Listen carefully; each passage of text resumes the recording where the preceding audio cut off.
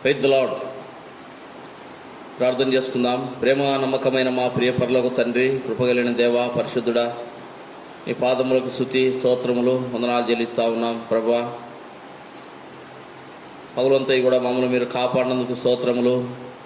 ఈ సాయంకాల సమయంలో సంఘముగా మరొకసారి నీ పాదం దగ్గర మమ్మల్ని మీరు సమకూర్చినందుకై స్తుతిస్తా ఉన్నాం. ఓ గొప్ప దేవా, స్తోత్రములు. నిన్న నేడు నిరంతరము ఏకరీతిగా ఉన్న దేవుడు, మాట తప్పని దేవుడు, మార్పు చెందని మా రక్షకుడు, వాగ్దానములు ఇచ్చి నడిపించి దేవా స్తోత్రములు. దేవా, నిన్నే స్తుతిస్తూ కొనియాడుతూ ఉన్నాం. మా జీవితంలో ప్రభా, ఇంతవరకు మాకు చాలిన దేవుడుగా ఉండి మమ్మల్ని మీరు నడిపించినారు. స్తోత్రములు తండ్రి. ఈ సాయంకాల సమయం మరొకసారి సంఘముగా బైబిల్ స్టడీ కానీ పాదగిరికి మమ్మల్ని మీరు సమకూర్చినందుకై స్తుతిస్తూ ఉన్నాం. వచ్చిన మా ప్రియులను బట్టి స్తోత్రములు. ప్రభా, మరి సమయంలో ఆయా ప్రాంతాల్లో ఉన్నటువంటి బిడ్డలు దేవా మరి లైవ్ ద్వారా సంఘంతో ఏకీభవిస్తున్నారు. ప్రతి ఒక్కరిని కూడా మీరు జ్ఞాపకం చేసుకోమని ప్రార్థిస్తూ ఉన్నాం. ఈ కూడికి అంతట్లో మీరు తోడైండండి. వాతావరణాన్ని నీ స్వాధీనం ఉంచుకోనండి ప్రభా. ఎట్లాంటి తొందరపాటు లేకుండా సహాయపడండి. కరెంటును, మైకును, మౌతును ప్రభా నీ స్వాధీనం ఉంచుకోనండి. ఎట్లాంటి ప్రాబ్లం లేకుండా సహాయపడమని ప్రార్థిస్తున్నాం ప్రభా. లైవ్ కొరకు కూడా కృప చూపించండి. అందుకొరకై మీరు వాడుకుంటున్న పరికరాలు ప్రభా ఎట్లాంటి ట్రబుల్ లేకుండా చక్కగా నీ పని కొరకు వాడబట్టడానికి సహాయపడండి. దేవాని బిడ్డలకు కూడా కావాల్సిన కృపను దయచేయమని ప్రార్థిస్తున్నాం. బయట నుంచి ఎటువంటి ఆటంకాలు, తొందరపాటు లేకుండా సహాయపడండి. ఆటంకపరిచే వారిని మీరు దూరపరచండి. అంధకార శక్తులు, చీకటి శక్తులు యేసు నామములో బంధించి పారదోలుతున్నాం ప్రభా. కనికరించండి, కృప చూపించండి. పరమ తండ్రి, నీకే స్తోత్రములయ్యా. ఈ సమయంలో దేవా మరి మీ దాసుని మీరు దేవా మరి ఆత్మతో నింపి నీ పని కొరకు మీరు వాడుకోనమని ప్రార్థిస్తున్నాం. ప్రారంభం నుంచి చివరి వరకు మీరు మాకు తోడైండండి. ఈ కూడిక ద్వారా అనేకులు ఆత్మీయంగా బలపరచబడటానికి తండ్రి దేవా మరి రక్షణ లేని వారు రక్షణ పొందటానికి కూడా మీరు కృప చూపించమని నిన్నే స్తుతిస్తూ కొనియాడుతూ వచ్చిన మా ప్రియులందరిని బట్టి స్తోత్రములు. ఇంకా ఎవరైనా నీటికి వచ్చుట నిశ్చితమైతే క్షేమంగా రావడానికి సహాయపడమని యేసయ్య నామములో స్తోత్రం చెల్లించి అడిగి వేడుకుంటున్నాం తండ్రి. ఆమెన్.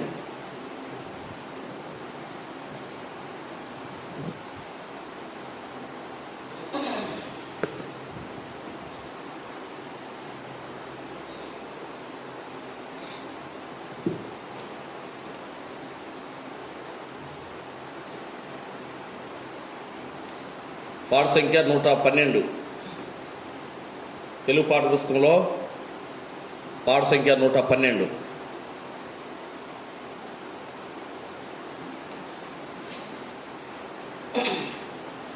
ఓ ప్రేమ గల యేసు, ప్రేమించినావు మమ్ము, స్మరించుతూ స్తుతింతు రక్షణనిచ్చినావు.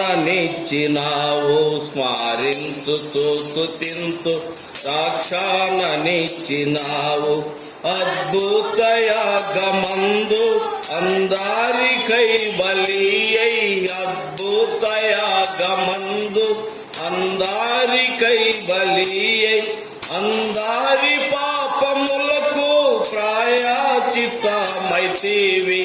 అందరి పాపములకు ప్రాయశ్చిత్తమైతివి.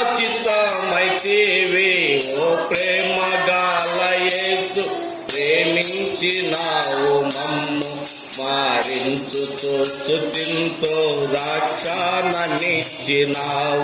స్మరించుతూ స్తుతింతు రక్షణనిచ్చినావు.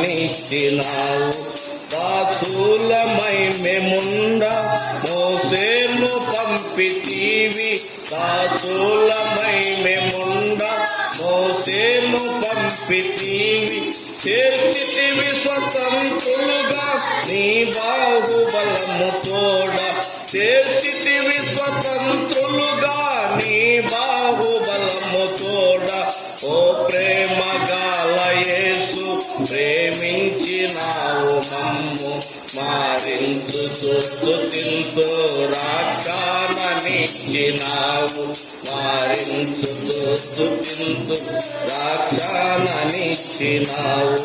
క్షమాపణానందముతో సాగింపజేసి, క్షమాపణానందముతో సాగింపజేసి మమ్ము, యాత్రలు మాకు తోడై విజయంబునిచ్చితివి. యాత్రలో మాకు తోడై విజయంబునిచ్చితివి. ఓ ప్రేమగల యేసు ప్రేమించినావు మమ్ము. స్మరించుతూ స్తుతింతు రక్షణనిచ్చినావు. స్మరించుతూ స్తుతింతు రక్షణనిచ్చినావు. ఎడారి అడవిలోన ఊటాల నదుల నడిపి. ఎడారి అడవిలోన ఊటాల నదుల నడిపి. ఎండిన నేలనంతా పచ్చిక బయలు చేసెను. ఎండిన నేలనంతా పచ్చిక బయలు చేసెను. ఓ ప్రేమగల యేసు ప్రేమించినావు మమ్ము. స్మరించుతూ స్తుతింతు రక్షణనిచ్చినావు. స్మరించుతూ స్తుతింతు రక్షణనిచ్చినావు.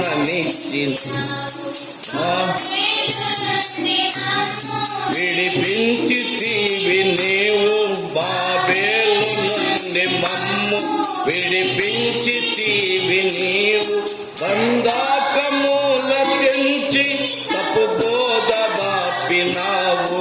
బంధకముల తెంచి తప్పు బోధ బాపినావు. ఓ ప్రేమగల యేసు ప్రేమించినావు మమ్ము. స్మరించుతూ స్తుతింతు రక్షణనిచ్చినావు. స్మరించుతూ స్తుతింతు రక్షణనిచ్చినావు. సహవాసమిచ్చి సంగ అంగముల చేసినావు. సహవాసమిచ్చి సంగ అంగముల చేసినావు. సాక్షులను చేసి మమ్ము శత్రువుల సిగ్గుపరచే. సాక్షులను చేసి మమ్ము శత్రువుల సిగ్గుపరచే. ఓ ప్రేమగల యేసు ప్రేమించినావు మమ్ము. స్మరించుతూ స్తుతింతు రక్షణనిచ్చినావు. స్మరించుతూ స్తుతింతు రక్షణనిచ్చినావు. మహాప్రేమగల యేసు మాకై చేసితివన్నీ. మహాప్రేమగల యేసు మాకై చేసి ఘనపరతు హల్లెలూయా ఈ గొప్ప రక్షణ కొరకు. ఘనపరతు హల్లెలూయా ఈ గొప్ప రక్షణ కొరకు. ఓ ప్రేమగల యేసు స్మరించుతూ స్తుతింతు రక్షణనిచ్చినావు. స్మరించుతూ స్తుతింతు రక్షణనిచ్చినావు.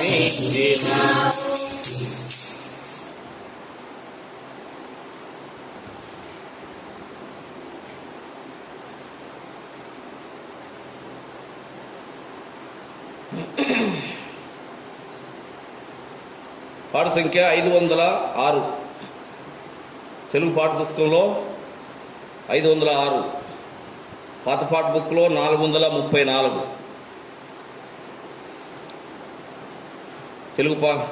కొత్త పాఠ బుక్లో 506. పాత పాఠ బుక్లో 434.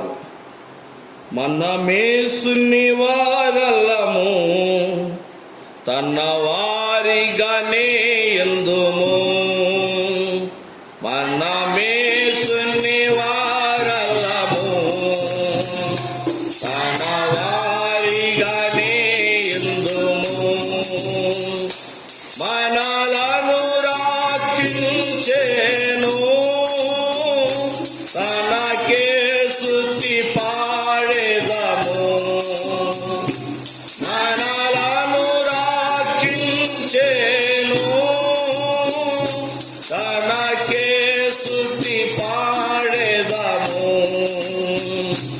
మనమేసుని వారలము తన వారిగానే ఎందుము. మనమేసుని వారలము తన వారిగాని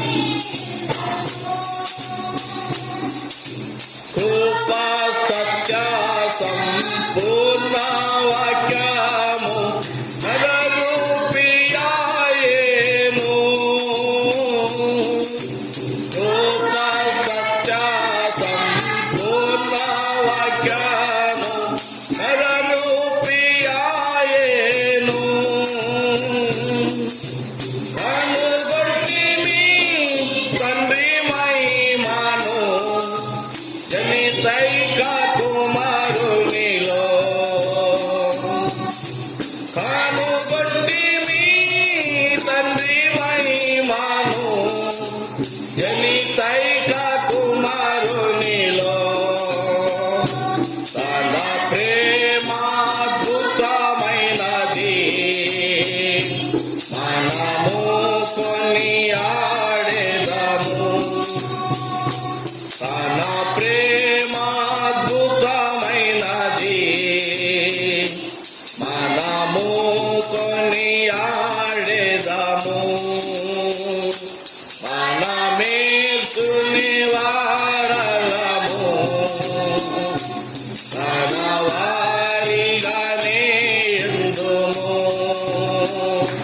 మనమేసుని వారలము,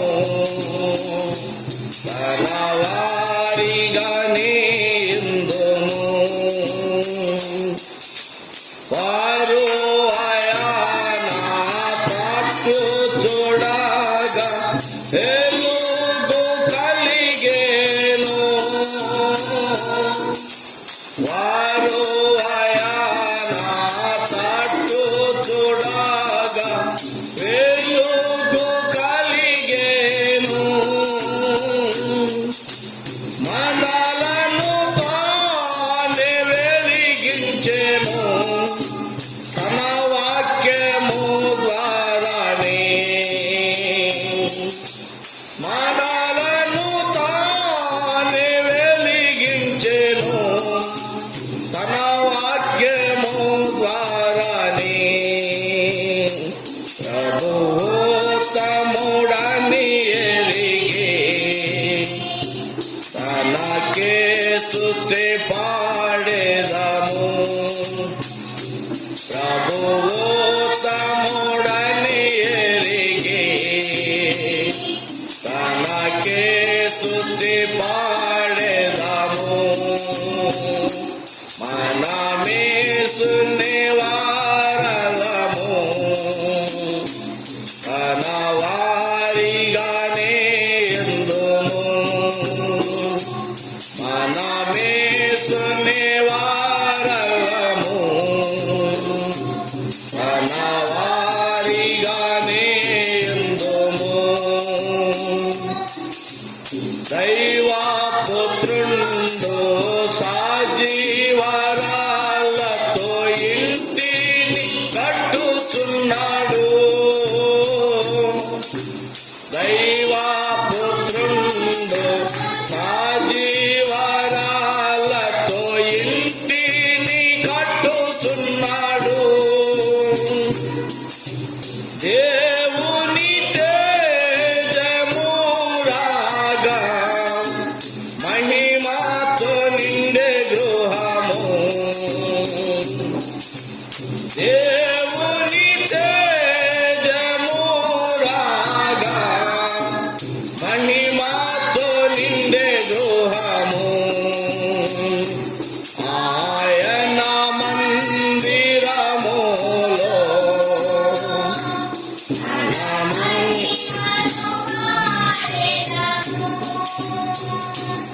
ఆయన మందిరములో తన మహిమను పాడెదము. మనమేసుని వారలము, తన వారిగానే ఎందుము. మనమేసుని వారలము, తన వారిగానే ఎందుము. ఎందరిని ప్రభు ముందు ఎరిగెను, వారిని నిందించెను. ఎందరిని ప్రభు ముందు ఎరిగెను, వారిని నిందించెను.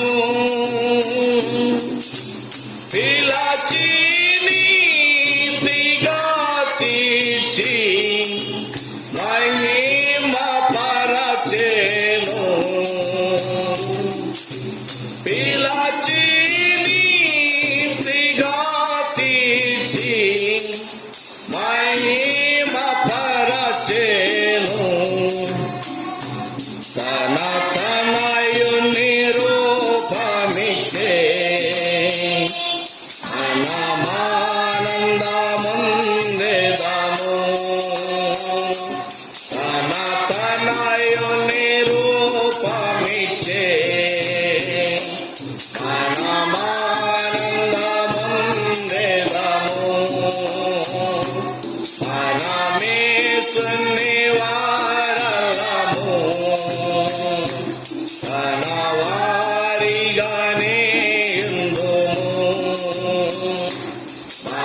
మనమేసుని వారలము, తన వారిగానే పూర్ణ మహిమతో మన ప్రభు యేసు దూతలతో వచ్చును. పూర్ణ మహిమతో మన ప్రభు యేసు దూతలతో వచ్చును.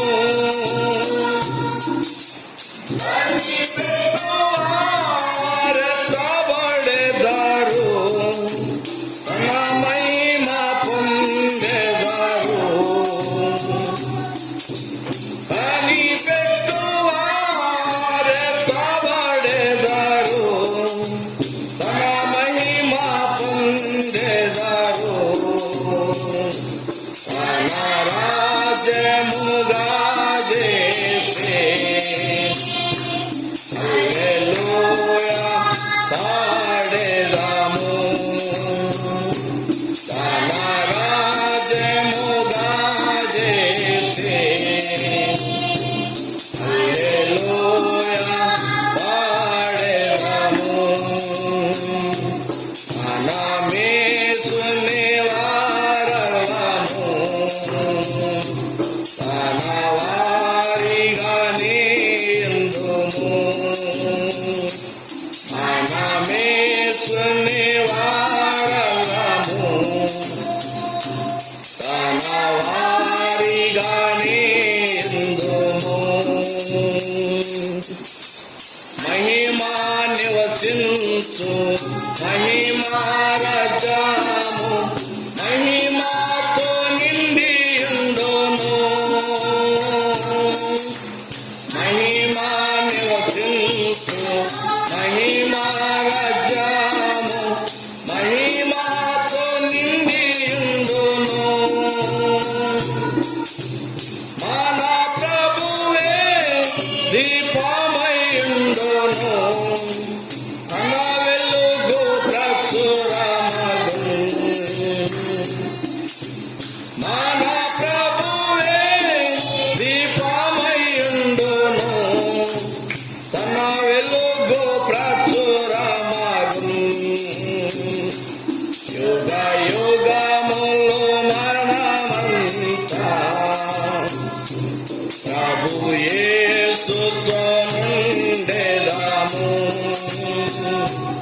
యుగ యుగములు మనమంతా ప్రభు యేసుతో నుండెదము. మనమేసుని వారలము, తన వారిగానే ఉందుము. మనమేసుని వారలము, తన వారిగానే ఉందుము. మనలను రక్షించెను, తనకే స్తుతి పాడెదము. మనలను రక్షించెను, తనకే స్తుతి పాడెదము. మనమేసుని వారలము, తన వారిగా నిందుము. మనమేసుని వారలము, తన వారిగా నిందుము.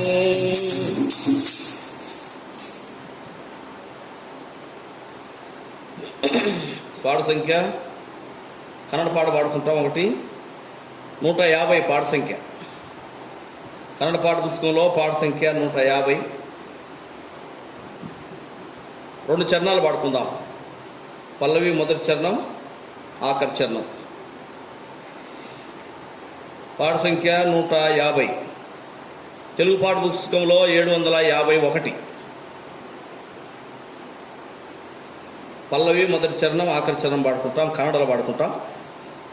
ರೈತಿಯ ಜೀವಿತ ಸೌಭಾಗ್ಯ ಜೀವಿತ, ಕರ್ತನ ಮಕ್ಕಳಿಗೆ ಎಷ್ಟೋ ಆನಂದ. ಕ್ರೈಸ್ತಿಯ ಜೀವಿತ ಸೌಭಾಗ್ಯ ಜೀವಿತ, ಕರ್ತನ ಮಕ್ಕಳಿಗೆ ಎಷ್ಟೋ ಆನಂದ. ಕಷ್ಟಗಳು ಬಂದರು, ನಷ್ಟಗಳು ಬಂದರು, ಕಷ್ಟಗಳು ಬಂದರು, ನಷ್ಟಗಳು ಬಂದರು. ಯೇಸು ಪ್ರಭುವೇ ನನ್ನ ಸಹಕಾರಿ, ಯೇಸು ಪ್ರಭುವೇ ನನ್ನ ಸಹಕಾರಿ. ಕ್ರೈಸ್ತಿಯ ಜೀವಿತ ಸೌಭಾಗ್ಯ ಜೀವಿತ, ಕರ್ತನ ಮಕ್ಕಳಿಗೆ ಎಷ್ಟೋ ಆನಂದ. ಕ್ರೈಸ್ತಿಯ ಜೀವಿತ ಸೌಭಾಗ್ಯ ಜೀವಿತ, ಕರ್ತನ ಮಕ್ಕಳಿಗೆ ಎಷ್ಟೋ ಆನಂದ. ಈ ಲೋಕ ಘನತೆ ನನ್ನನ್ನು ಬಿಟ್ಟರು, ಲೋಕಸ್ಥರೆಲ್ಲರೂ ನನ್ನನ್ನು ಬಿಟ್ಟರು. ಈ ಲೋಕ ಘನತೆ ನನ್ನನ್ನು ಬಿಟ್ಟರು, ಲೋಕಸ್ಥರೆಲ್ಲರೂ ನನ್ನನ್ನು ಬಿಟ್ಟರು. ನನ್ನ ಸಹೋದರರು ನನ್ನನ್ನು ಬಿಟ್ಟರು, ನನ್ನ ಸಹೋದರರು ನನ್ನನ್ನು ಬಿಟ್ಟರು. ಏಸೇ ಗಣ ದೇವರೇ ನನ್ನ ಸಹಕಾರಿ, ಏಸೇವನ ದೇವರೇ ನನ್ನ ಸಹಕಾರಿ. ಕ್ರೈಸ್ತಿಯ ಜೀವಿತ ಸೌಭಾಗ್ಯ ಜೀವಿತ, ಕರ್ತನ ಮಕ್ಕಳಿಗೆ ಎಷ್ಟೋ ಆನಂದ. ಕ್ರೈಸ್ತಿಯ ಜೀವಿತ ಸೌಭಾಗ್ಯ ಜೀವಿತ, ಕರ್ತನ ಮಕ್ಕಳಿಗೆ ಎಷ್ಟೋ ಆನಂದ. ತುತ್ತೂರಿ ಶಬ್ದ ಕೂಗುವ ವೇಲಿ, ಪ್ರೇಮ ಹೊಂದಿಂದ ನನ್ನ ಕರ್ತ ನೋಡುವೆ. ತುತ್ತೂರಿ ಶಬ್ದ ಕೂಗುವ ವೇಲಿ, ಪ್ರೇಮ ಹೊಂದಿಂದ ನನ್ನ ಕರ್ತ ನೋಡುವೆ. ಯಾವ ಹೊತ್ತು ನೀನು ಬಾರುವಿಯೋ, ಯಾವ ಹೊತ್ತು ಅಯ್ಯೋ ನೀನು ಬಾರುವಿಯೋ, ಆ ದಿನಕ್ಕಾಗಿ ನಾ ಎದುರು ನೋಡುವೆ. ಆ ದಿನಕ್ಕಾಗಿ ನಾನೆದುರು ನೋಡುವೆ. ಕ್ರೈಸ್ತಿಯ ಜೀವಿತ ಸೌಭಾಗ್ಯ ಜೀವಿತ, ಕರ್ತನ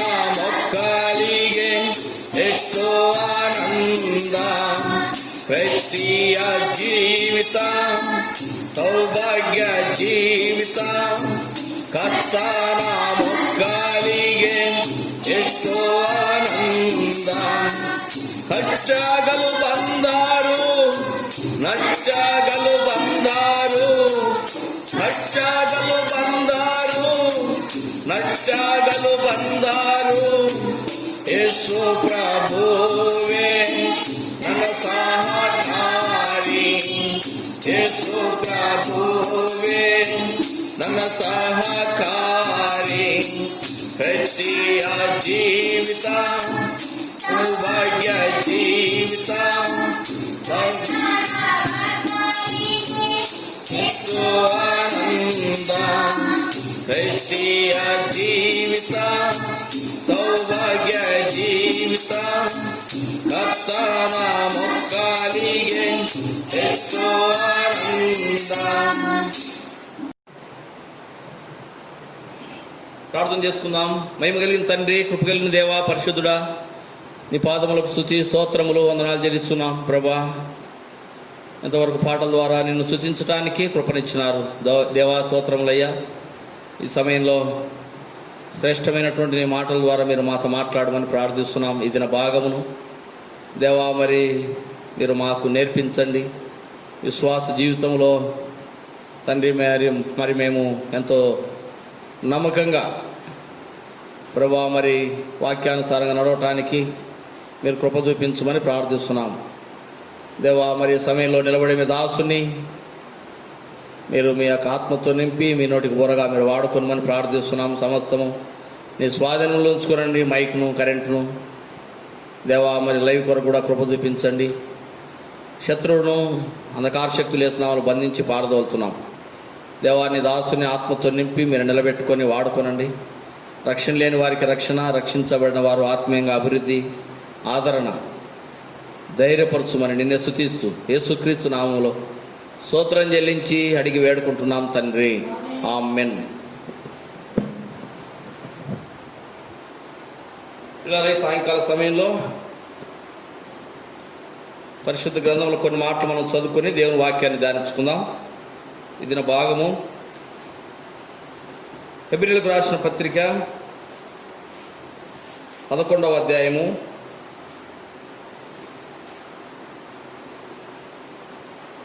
30వ వచనం అందరం కలిసి చదువుకుంటాం. హెబ్రీయులకు రాసిన పత్రిక 11వ అధ్యాయము 30వ వచనం మనందరం కలిసి చదువుకుందాం.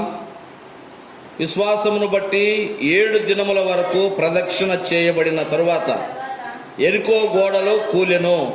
దేవుడి యొక్క సమయంలో ఈ మాటల ద్వారా మనతో మాట్లాడుగాక. చదువుకున్నటువంటి భాగము ప్రియులారా, మరి గత వారంలో మనము యోసేపు యొక్క మోషే యొక్క విశ్వాసమును మనము ధ్యానించుకున్నాం. దేవుడు మోషేను ఏర్పరచుకున్నాడు. మోషేను దేవుడు ఏర్పరచుకొని తన ప్రజలైనటువంటి ఇశ్రాయేలును ఐగుప్తు నుంచి ఆయన విడిపించినాడు, ఆయన నడిపించినాడు. కాబట్టి మోషే ఎంతో విశ్వాసము చేత దేవుని యొక్క మాటకు లోబడి తన ప్రజలను నడిపించినాడు. గత వారంలో మనము 29వ వచనం మనం జ్ఞాపకం చేసుకున్నాం. హెబ్రీ 11:29లో విశ్వాసమును బట్టి వారు ఆ యొక్క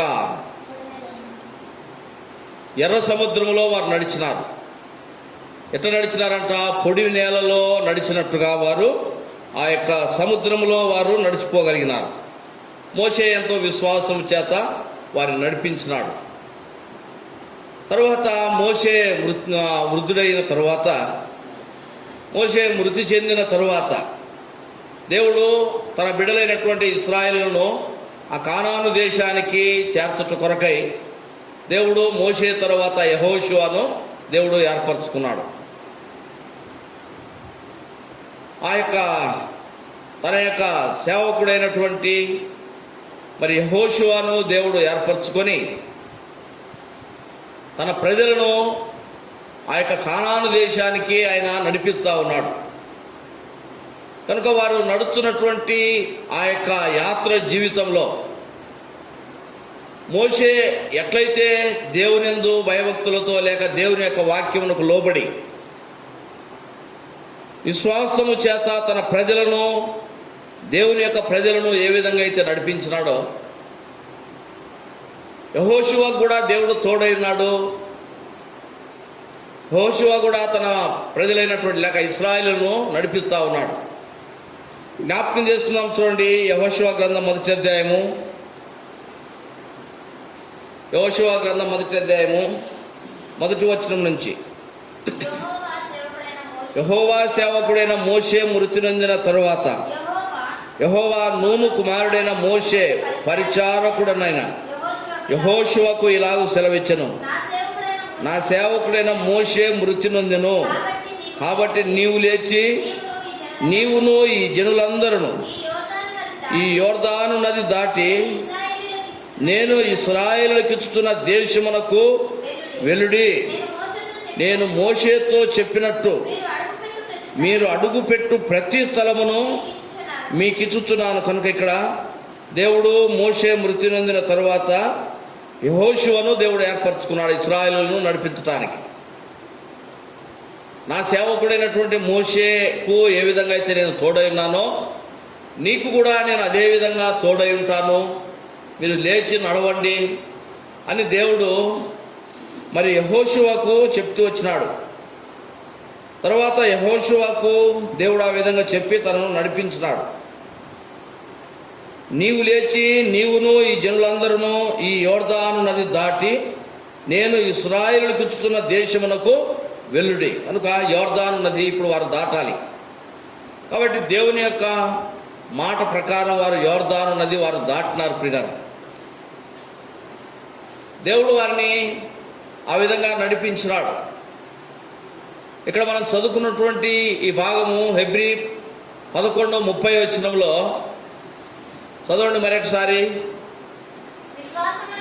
విశ్వాసమును బట్టి 7 దినముల వరకు ప్రదక్షిణము చేయబడిన తరువాత యెరికో గోడలు కూలిన. కనుక ఇక్కడ మోషే మృతి నొందిన తర్వాత దేవుడు మరి యెహోషువను ఏర్పరచుకున్నాడు, ఇశ్రాయేలును నడిపిస్తా ఉన్నాడు.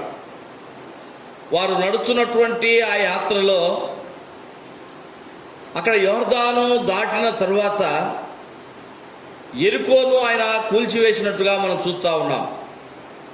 యెరికో పట్టణాన్ని ఆయన నాశనం చేస్తా ఉన్నాడు. యెహోషువను ఏర్పరచుకొని ఆ యొక్క యెరికో పట్టణాన్ని లేక దేవునికి లోబడినటువంటి ఆ పట్టణమును ఆయన నాశనం చేసినాడు. ప్రియులారా, యెరికో ఎంతో గొప్ప పెద్దదైనటువంటి పట్టణం, బహు విగ్రహారాధనతో నిండినటువంటి పట్టణం, దేవునికి భయపడినటువంటి ప్రజలు అక్కడ ఉన్నటువంటి ప్రజలందరూ కూడా. కాబట్టి ఆ యొక్క పట్టణమును ఆయన నాశనం చేసినాడు. ఆ పట్టణమును ఆయన శపించినాడు. ఏ విధంగా ఆయన ఆ పట్టణమును నాశనం చేసినాడు దేవుడు చెప్తూ వచ్చినాడు అన్నమాట యెహోషువకు. కాబట్టి ఇక్కడ మనం చదువుకున్నాము, విశ్వాసము చేత ఇశ్రాయేలు ఏం చేసినారు, యెహోషువ ఇశ్రాయేలును వెంటబెట్టుకొని దేవునిచ్చినటువంటి మాట ప్రకారము విశ్వాసము చేత ఆ యొక్క యెరికో పట్టణాన్ని కూల్చివేసినాడు. ఎట్లా కూల్చివేసినాడు, ఎట్లా ఆ యెరికో పట్టణమును యెహోషువ నాశనము చేసినాడు అని అంటే కత్తి చేత కాదు, లేక సైనిక బలము చేత కాదు. ఏ విధంగా కూల్చినాడు ఇక్కడ చూస్తా ఉన్నాం. విశ్వాసమును బట్టి 7 మార్లు లేక 7 దినములు వారు ప్రదక్షిణములు చేసిన తరువాత యెరికో ఏమైందంట, యెరికో గోడలు కూల్చివేయబడ్డాయి. ఆ యొక్క యెరికో పట్టణమును దేవుడు నాశనం చేస్తా ఉన్నాడు, నాశనం చేయబోయినాడు. ఎప్పుడైతే యెహోషువ ఆ యెరికో పట్టణమును వేగులు చూడటానికి పంపించినాడో అక్కడ ఉన్నటువంటి ప్రజలు వేగులు చూసినటువంటి వేగులు చూడటానికి వెళ్ళినటువంటి వారి మీద వారెంతో క్రూరంగా ప్రవర్తిస్తూ వచ్చినారు. కాబట్టి ఆ యొక్క వేగుల వారు తిరిగి వచ్చిన తరువాత యెహోషువ ఆ యొక్క యెరికో పట్టణమును నాశనం చేయడానికి వెళ్తా ఉన్నాడు. యెహోషువ గ్రంథము 6వ అధ్యాయంలో ఈ మాటలు రాయబడ్డాయి. క్రీడ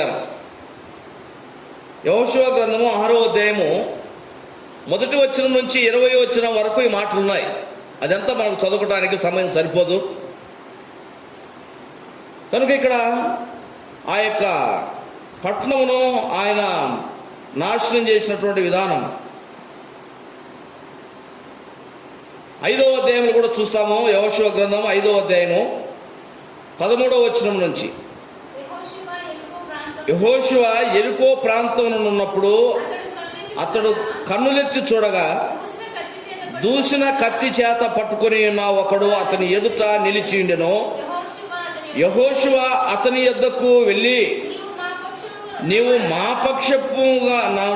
మా పక్షముగా నున్నవాడవా, మా విరోధ పక్షముగా నున్నవాడవా అని అడుగగా, అందుకు అతడు, కాదు, యెహోవా సేనాధిపతిగా నేను వచ్చి ఉన్నానెను. యెహోషువ నేల మట్టుకు సాగిలపడి నమస్కారం చేసి, నా ఏలినవాడు తన దాసునికి సెలవిచ్చినదేమని అడుగుతా ఉన్నాడు. కనుక ఇక్కడ యెరికో ప్రాంతం లేక యెరికో పట్టణమును నాశనం చేయడానికి, కాల్చివేసడానికి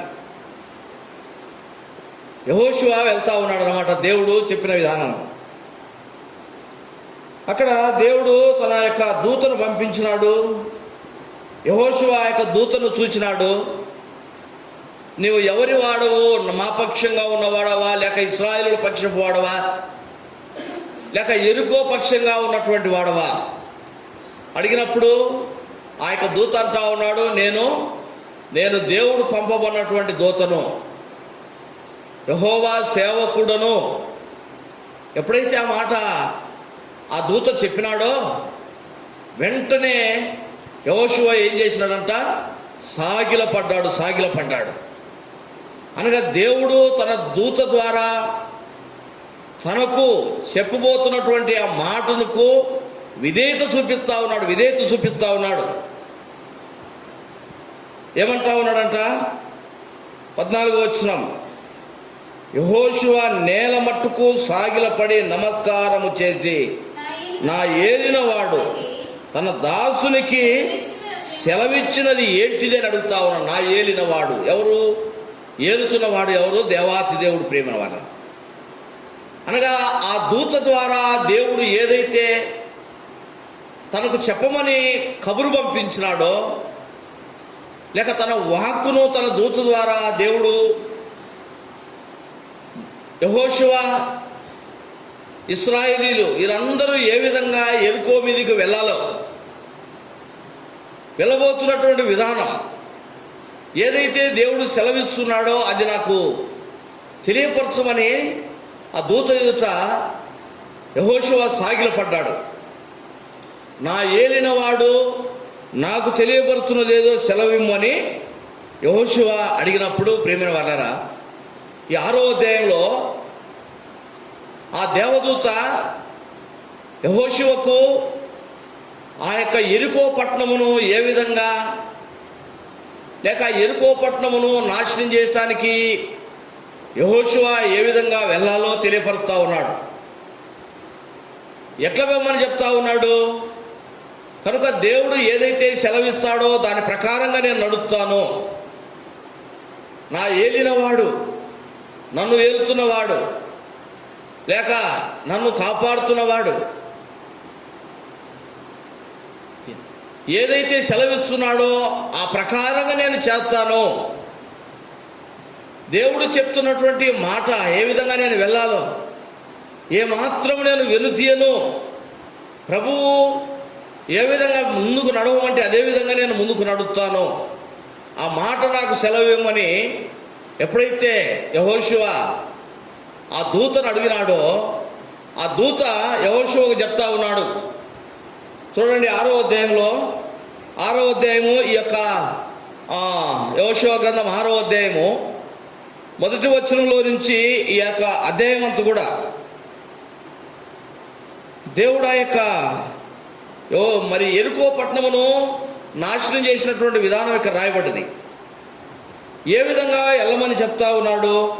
మొదటి వచనం, ఆ కాలమున ఇశ్రాయేలుల భయము చేత ఎవడునో వెలుపలికి పోకుండాను లోపలికి రాకుండాను యెరికో పట్టణము ద్వారము గట్టిగా మూసివేయబడిను. అప్పుడు యెహోవా యెహోషువతో ఇట్టనెను, చూడుము, నేను యెరికోను దాని రాజును పరాక్రమము గల శూరులను నీ చేతికి అప్పగించుచున్నాను. మీరందరూ యుద్ధ సన్నద్ధులై పట్టణమును ఆవరించి ఒక మారు దాని చుట్టూ తిరగవలెను. అలాగూ 6 దినములు చేయుచు రావలెను. 7 యాజకులు పొట్టేళ్ల కొమ్ము బూరలను పట్టుకొని ముందుగా నడవలెను. 7వ దినమున మీరు 7 మార్లు పట్టణము చుట్టూ తిరుగుచుండగా ఆ యాజకులు బూరల నూదవలెను.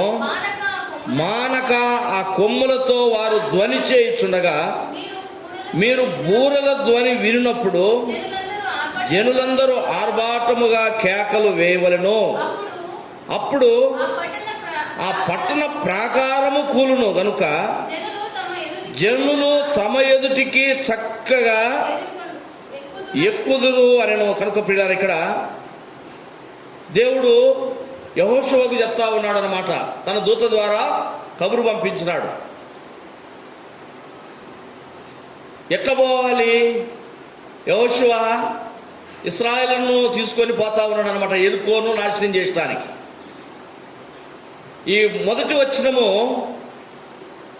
యెహోషువ గ్రంథము 6వ అధ్యాయం మొదటి వచనంలో ఏమంటా ఉన్నాడు? ఆ కాలమున ఇశ్రాయేలుల భయము చేత ఎవడును వెలుపలికి పోకుండాను లోపలికి రాకుండాను యెరికో పట్టణము ద్వారమును, చూడండి, యెరికో పట్టణము ద్వారమును గట్టిగా మూసివేసి పెట్టినారు అన్నమాట. యెరికో పట్టణము ఎంతో పెద్దదైనటువంటి పట్టణం. ఈ పట్టణము చుట్టూ ప్రాకారం ఉంది, కాంపౌండ్ వాల్ ఉంది. ఎంత పెద్ద కాంపౌండ్ వాల్ అని అంటే ఈ యొక్క పట్టణము చుట్టూ ఉన్నటువంటి ఈ గోడ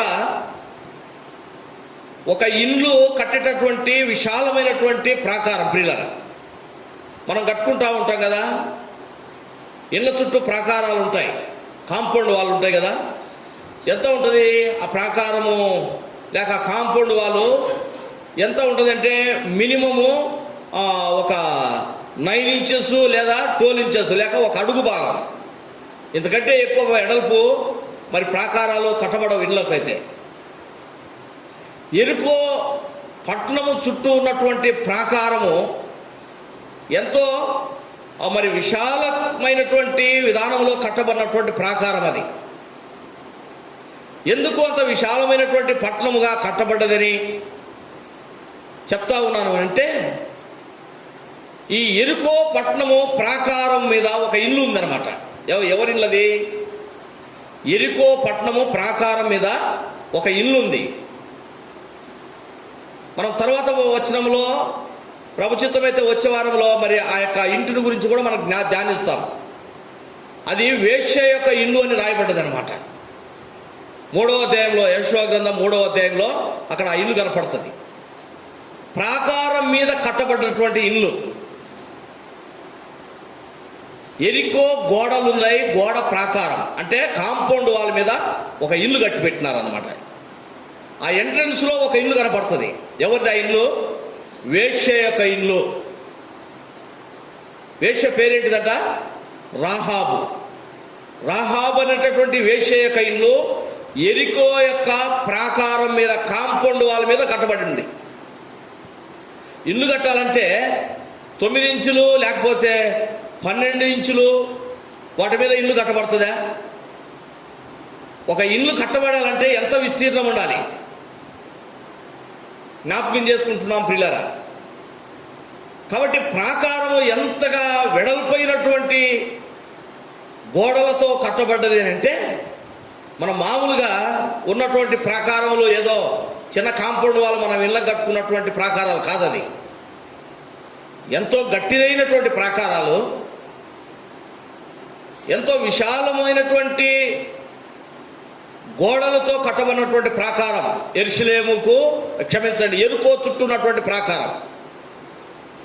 ఆ ఎరుకో యొక్క ప్రజలు ఆ దినాల్లో బహు ఆస్తిపరులై ఉంటా ఉన్నారు.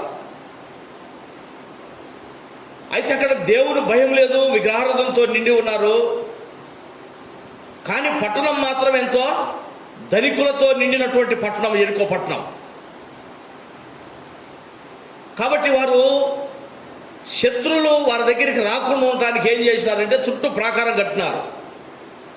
ఎవరు పోవాలన్నా కూడా ఎరుకో పట్టణంలోకి ఎవరు వెళ్ళాలన్నా కూడా ఒకటే మార్గం నుంచి వెళ్ళాలి. ఎక్కడి నుంచి మళ్ళీ వేరే చోట నుంచి పోయేదానికి ఛాన్స్ లేదనమాట. ఆ ఒక్క చోట నుంచే వెళ్ళాలి. ఆ ప్రాకారము లేక ఆ యొక్క గేటు ఎక్కడైతే ఉందో ఆ గేటు ఎంట్రన్స్లోనే ఒక ఇల్లు ఉంది. ఆ ఇంటి దగ్గరికి పోవాలి. ఎవరు పోయినా కూడా ఆ ఇంటి నుంచో పోవాలి. ఎవరు పోతున్నా కూడా వేగుల వారు ఎవరు పోతున్నా కూడా వెంటనే తెలిసిపోతే మాట ఊర్లో ఉంటారు, పట్టణంలో ఉండే వారందరికి కూడా. ఇది ఎట్లా ఉన్నదని అంటే వారు బహు జాగ్రత్తగా వేగుల వారు లేకపోతే వేరే వాళ్ళు ఎవరు కూడా లోపలికి రాకుండా ఉండటానికి ఎరికో ప్రజలు లేక పరిపాలకులు రాజులు ఏర్పాటు చేసినటువంటి ఆ యొక్క ప్రాకారపు గోడ బలమైనటువంటి కట్టడం అన్నమాట. ప్రాకారం గోడ మనం జ్ఞాపకం చేసుకుంటున్నాం. ఇక్కడ ఇశ్రాయేలీలు ఎరుకో పట్టణం మీదకి యుద్ధానికి పోతున్నారు, లేక ఆ పట్టణమును కాల్చివేయటానికి పోతా ఉన్నారు. ఎప్పుడైతే ఆ వార్త ఎరుకో పట్టణంలో ఉన్నటువంటి ప్రజలకు తెలిసిందో వెంటనే వారు ఏం చేశారంట, ఇశ్రాయేలీలకు వారు భయపడ్డారు. వారు ఇశ్రాయేలీలకు భయపడి ఏం చేశారంట, ఆ ప్రాకారపు గేట్లు మూసివేసినారు. ఏం చేసినారంట, ప్రాకారము గేట్లు మూసివేస్తే ఇంకా ఎవరు కూడా లోపలికి పోలేరన్నమాట. చూడండి ఆ యొక్క ప్రాకారము ఎంతగా పక్కడ్బందీగా ఉంటుందో. ఆ గేటు మూసివేస్తే ఇంకా ఎవ్వరు కూడా లోపలికి పోలేరన్నమాట. ఇంక ఎక్కడి నుంచి కూడా ఛాన్స్ లేదు. ఎరికో పట్టణంలోకి ఎవరు కూడా ఎక్కడి నుంచి కూడా ప్రవేశించడానికి ఇంకా ఛాన్సే లేదనమాట. ఆ ఒకటే ఉన్నటువంటి ఒక దారి మూసేసినారు. ఇక ఎవరు కూడా లోపలికి వెళ్ళలేరు. ఎట్లా మూసేసినారంట, వారు గట్టిగా మూసేసినారని ఇక్కడ రాయబడ్డది అనమాట. మరొకసారి చదవండి మా భాగాన్ని. యోషువ గ్రంథము 6వ అధ్యాయం 1వ వచనం. ఆ కాలమున ఇశ్రాయేలుల భయము చేత ఎవడునో ఎలుపలికి పోకుండాను లోపలికి రాకుండాను ఎరికో పట్టణము ద్వారమును ఎవరు మూసేసినారు? ఇశ్రాయేలు కాదు మూసేసింది, ఎరికో పట్టణంలో ఉన్నటువంటి అధికారులు మూసేసినారు. ఎందుకు? ఇశ్రాయేలులకు వారు భయపడిపోయినారు. వారు దేవుని ప్రజలు కాబట్టి వారు మన మీదికి రాబోతా ఉన్నారు. మన యొక్క దేశమును లేక మన యొక్క పట్టణమును ఎరికో పట్టణమును నాశనం చేయడానికి దేవుని ప్రజలు ఇశ్రాయేలీయులు. ఐగుప్తు దేశం నుంచి దేవుడు వారిని విడిపించినాడు. ఎర్ర సముద్రములో నుంచి వారిని నడిపించినాడు. ఆ యొక్క యోర్దాను నదిని వారు దాటుకొని వస్తా ఉన్నారు. వారి యొక్క గొప్పతనాన్ని లేక దేవుడు వారి పక్షంగా ఉండి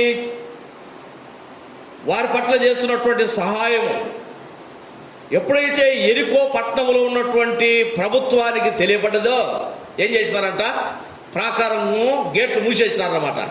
ఇంకెవరు బయటకు పోయేదానికి లేదనమాట. లోపలికి వచ్చినోడు ఎవరు లేడు, బయటకు పెట్టాడు ఎవడు లేడు. ప్రియమైన వాళ్ళారా, ఇప్పుడు ఏం జరగాలి? ఇప్పుడు లోపలికి ఎవరు పోయేదానికి లేదు, బయటికి ఎవరు వచ్చేదానికి లేదు. బయటికి వారికి పోవాల్సిన అవసరం లేదనమాట. ప్రస్తుతం మనకేముందంట, లాక్డౌన్ పెట్టింది బెంగళూరు అంతా కూడా కదా. బెంగళూరు అంతా లాక్డౌన్ పెడితే బయట వాళ్ళు లోపలికి రాకుండా ఎక్కడైనా ఉంటున్నారా? ఒక దారి మూసేస్తే రెండవ దారి ఏదో ఒక దారి ఉంది అనమాట మనుషులు పోయేదానికి.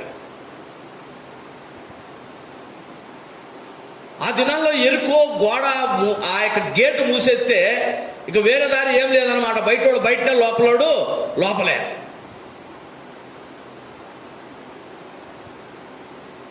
అయితే ఇక్కడ దేవుడు ఇశ్రాయేలుల ద్వారా వారు ఇశ్రాయేలు లోపలికి పోవాలి, ఆ పట్టణాన్ని నాశనం చేయాలి. వారు లోపలికి పోవాలంటే ఏం చేయాలంట? ఈ గేటు తెరవబడాలి.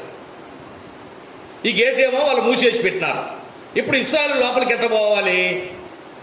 ఆ పట్టణంలో ఉన్న ప్రజలను నాశనం చేయడానికి ఇశ్రాయేలు లోపలికి పోవాలి. గేటు బంద్ అయిపోయింది. దేవుడు ఏం చేస్తా ఉన్నాడు? అద్భుతమైనటువంటి విధానంలో ప్రియమైన వాళ్ళారా, ఆ మంచి గొప్పదైనటువంటి ఎరుకో పట్టణానికి చుట్టూన్నటువంటి ప్రాకార గోడనంతటి కూడా ఆయన కూల్చివేస్తా ఉన్నాడు అనమాట. ఒక గేటు ద్వారా ప్రజలు పోయేటట్టుగా కాదు, పట్టణము చుట్టూన్నటువంటి ప్రాకార గోడంతా కూలిపోయేటట్టుగా దేవుడు చేసినాడు. ఎంతటి అద్భుతముగా ప్రియమైన వాళ్ళారా, దేవుడు తన ప్రజలను లేక ఇశ్రాయేలు ఎరుకో పట్టణంలోకి పోయేసి దాని అంతా కాల్చివేయడానికి, అనగా దేవుడు తన ప్రజలకు ఇచ్చినటువంటి మాట ప్రకారము చేపించడానికి ప్రభు చేసినటువంటి అద్భుతమైనటువంటి కార్యము ఈ సమయంలో మనం జ్ఞాపకం చేసుకుంటా ఉన్నాం. గేటు మూయబడ్డది, ప్రజలు లోపలికి పోవాలి. ఎట్ట పోవాలా? దేవుడు చెప్తా ఉన్నాడు ఇశ్రాయేలులకు. ఇప్పుడు చదువుకుందాం. అక్కడ యెహోషువ గ్రంథం 6వ అధ్యాయంలో 2వ వచనం నుంచి. కనుక ఇక్కడ మొదటి వచనమేమో మూయబడినటువంటి విధానం మనం జ్ఞాపకం చేస్తూ ఉంది. ఇప్పుడు 2వ వచనాన్ని 5వ అధ్యాయంలో ఉన్నటువంటి వచనాలు మనం చదువుకున్నాం కదా, 14వ వచనము, దానికి జాయిన్ చేయాలన్నమాట మనం. 5వ అధ్యాయము 14వ వచనంలో యెహోషువ అడుగుతా ఉన్నాడు. యెహోషువ ఆ యొక్క ఆ దేవదూత ఎదుట సాగిలపడి అడుగుతా ఉన్నాడు అనమాట. యెహోషువ నేల మట్టుకు సాగిలపడి నమస్కారం చేసి, నా ఏలినవాడు తన దాసునికి సెలవిచ్చినదేమని అడిగినప్పుడు 15వ వచనం అంటా ఉన్నాడు, అందుకు యెహోవా సేనాధిపతి, నీవు నిలిచిన ఈ స్థలము పరిశుద్ధమైనది, నీ పాదరక్షణను తీసివేయమని యెహోషువతో చెప్పగా యెహోషువ అలాగు చేసినాడు. కనుక ఏం చెప్తా ఉన్నాడంటే, మొట్టమొదట నీ కాళ్ళకున్నటువంటి చెప్పులు తీసి పక్కన పెట్టు. నువ్వు నిలబడిన స్థలము ఎటువంటిదంటే అది పరిశుద్ధమైనది. అనగా దేవుడు నీతో మాట్లాడుతున్నప్పుడు, దేవుని మాటను వింటున్నప్పుడు విధేయత చూపించాలి. కాబట్టి యెహోషువకు ఆ దేవదూత చెప్తా ఉన్నాడు, మొట్టమొదట నీ కాళ్ళకున్నటువంటి చెప్పులు తీసి పక్కన పెట్టి దేవుని మాట విను. అంటే దేవుని యొక్క మాట వినటానికి విధేయత చూపెట్టడం అన్నమాట. అక్కడ ఎప్పుడైతే యెహోషువ ఆ విధంగా చేసినాడో అప్పుడు దేవదూత చెప్తా ఉన్నాడు అనమాట. దేవుడు మాట్లాడుతూ ఉన్నాడు దేవదూత ద్వారా. ఇదిగో ఎరుకో పట్టణము ప్రాకారములు మూయబడ్డాయి. మీరు లోపలికి పోవాలంటే మొట్టమొదట ప్రాకారము, ఆ కాంపౌండ్ వాళ్ళంతా కూల్చివేయాలి. ఎట్ట కూల్చివేయబడాలి? నేను ఎట్ట చెప్తా ఉన్నానో ఆ విధంగా మీరు చేయండి. ఆ ప్రాకారాన్ని నేను కూల్చివేస్తాను. ఏ విధంగా కూల్చివేసినాడంట? లోకంలో ఉన్నటువంటిది కూల్చివేయటానికి ఒక బుల్డోజర్ తెచ్చి కూల్చివేయబట్టలేడు అనమాట. లేకపోతే ఆయుధాలు పట్టుకొచ్చేసి ఇశ్రాయేల్లో ప్రజలందరూ పోయేసి అక్కడక్కడ ఆ యొక్క కాంపౌండ్ వాళ్ళను పడగొట్టండి అని చెప్పడం లేదు. దేవుడు చెప్తా ఉన్నాడు, ప్రియమైన వాళ్ళారా, యెరూషలేము యొక్క ఎరుకో యొక్క ప్రాకారమును కూల్చివేయటానికి దేవుడు యెహోషువకు చెప్తా ఉన్నాడు 2వ వచనంలో. అప్పుడు యెహోవా యెహోషువతో ఇట్లనెను, చూడుము, నేను ఎరుకోను దాని రాజును పరాక్రమము గల శూరులను నీ చేతికి అప్పగించుతున్నాను. మీరందరూ యుద్ధ సన్నద్ధులై పట్నమును ఆవరించి ఒకమారు దాని చుట్టూ తిరగవలెను.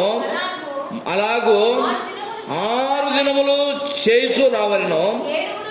7 యాజకులు పొట్టేలు కొమ్ము బోరలను పట్టుకొని ముందుగా నడవవలెను. 7వ దినమున మీరు 7 మార్లు పట్నము చుట్టూ తిరుగుతుండగా ఆ యాజకులు బూరలు ఊదవలెను. మానక ఆ కొమ్ములతో వారు ధ్వని చేయుచుండగా మీరు బూరల ధ్వని వినున్నప్పుడు జనులందరూ ఆర్భాటముగా కేకలు వేయవలెను. అప్పుడు ఆ పట్టణపు ప్రాకారము కూలును గనుక. చూడండి, పట్టణ ప్రాకారం ఎట్లా కూలుతుందంట? దేవుడు ఏం చేయమంటా ఉన్నాడు? ఏమైనా ఒక యుద్ధ ఆయుధములు పట్టుకుపోమంటా ఉన్నాడా?